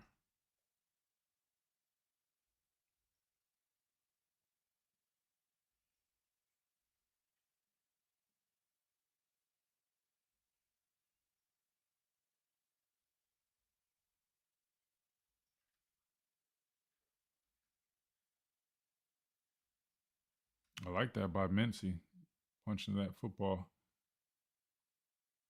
I know he kind of struggled when it was that Auburn game. He kind of had some Luke Metz. Yeah, I've been watching him.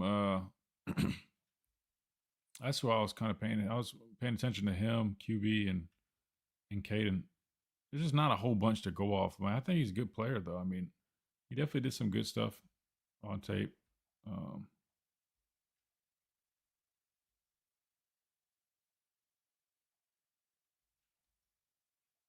What's that play with Justin?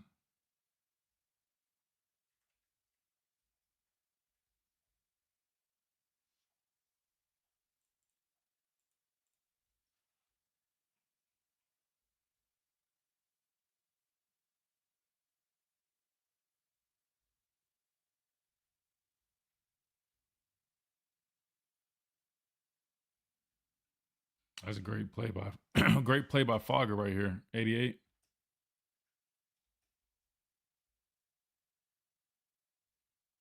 He's in what looks like a 2-eye.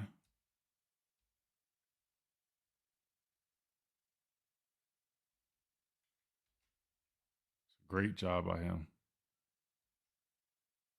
Nice job with his leverage. You see that tackle try to bump his hip. Holds up strong. He's still locked out. Gets off the block. It's a great play by Fogger. I think that's how you pronounce it. Is that how you pronounce it? Is it Fogger?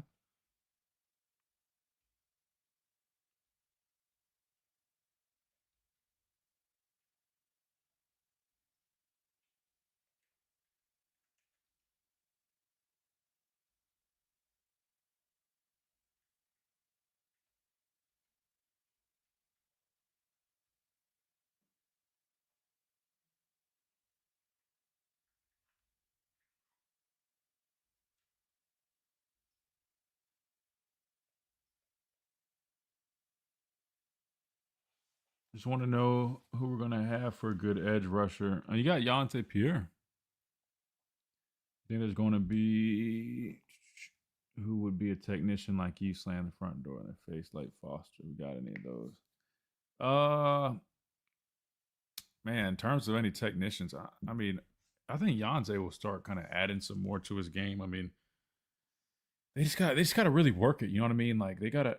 I feel like they should hire like a pass rush specialist. If I'm being honest with you, I think Christian does a great job working with those guys, but I think they could really benefit from having like a true a lot of teams are starting to do that. At least in the NFL, they'll have like pass rush specialists. Like, I think it could be big.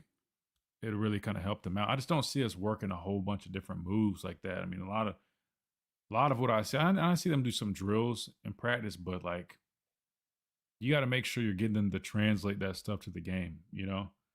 And Tosh Lupoy, who was my coach, I mean, he did a damn good job of like really working with us in our pass rush moves and making sure it was, you know, being done in the game. Like we put a lot of emphasis on our pass rush, and that's why we were, I think, like top 3 in the country in pass rush. But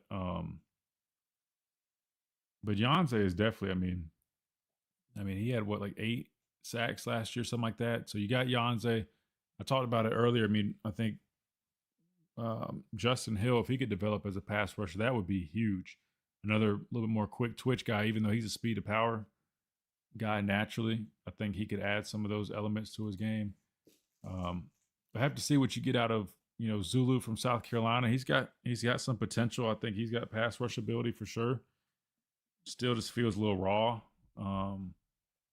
He doesn't have like great burst or great, you know, get off to really beat guys. So I think technique should help him out a lot. He's a long guy. So, you know, I think just working with him, you know, really developing a good long arm, really, you know, working on his counter move, I think those things would be very beneficial. Who else did we bring in? The guy from Southern Cal, he's more of, I mean, he's going to probably be rushing more out of a 3 technique in those situations. I see him bumping down more of like a 3 technique type rusher majority of the time, maybe occasionally out of a 5, but I wouldn't say you see him that's primarily, I think he'd be more of like a 3 when it comes to passing downs. So I would say Yonze, Justin Hill, and Zulu from South Carolina. I wouldn't be shocked if you see more on passing downs initially, more like Zulu and Yonze as Justin comes along. But I think Justin's got tools, man. He just got to put them together. He's got to work with them.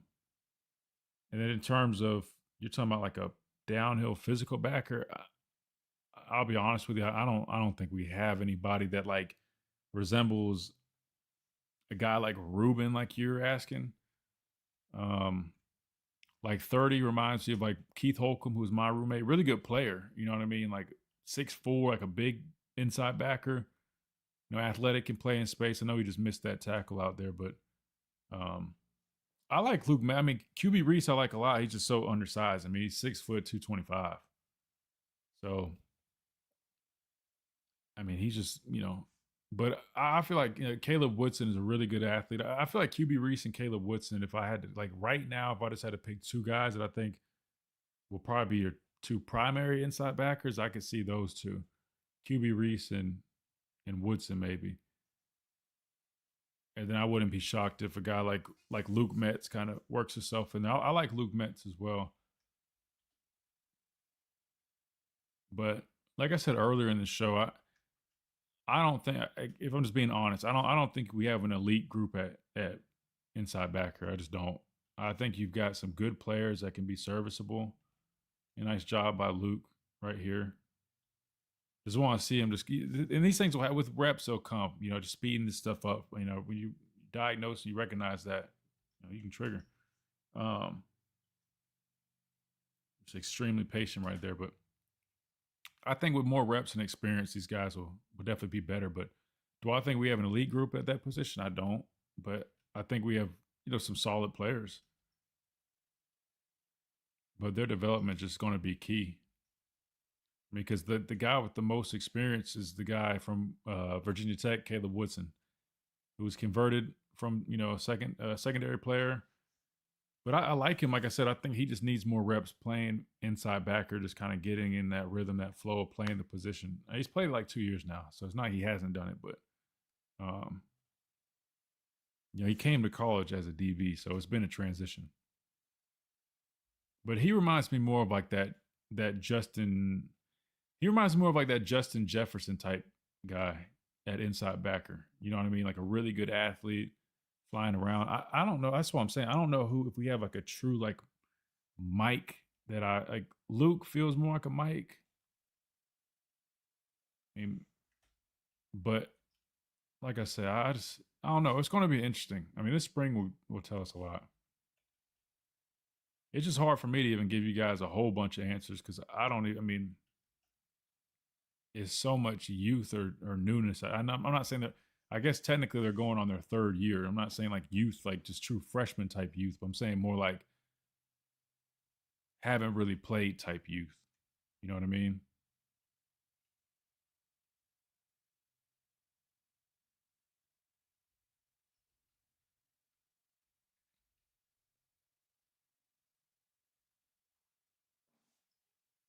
I don't know. Got to see the improvement versus the run and pass rush be more consistent before I feel positive about the direction of the defense. I mean, that's fair. I mean, I agree 100%. And that's why I had like the tone I had about the spring portal. It wasn't to be negative or anything. It was just we had some pretty glaring issues that we need to get cleaned up, and it's hard for me to say like from the moves we made this offseason for me to feel extremely confident that those are going to be instantly improved. I think they can be improved, but I think it's just going to take a lot of you're just heavily relying on potential and development. I feel like Trevor always comes on here and he's always going in on him, man. I don't know, man. I don't know.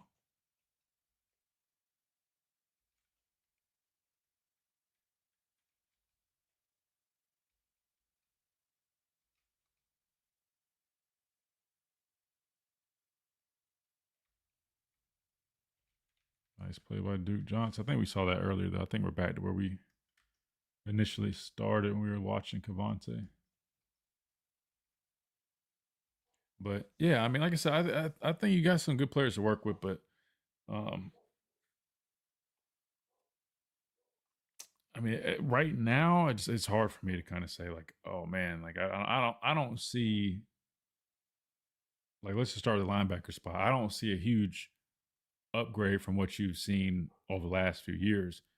And the next part of that is, well, people were already complaining about the linebacker play over the last few years. So, I mean, take that for what that is.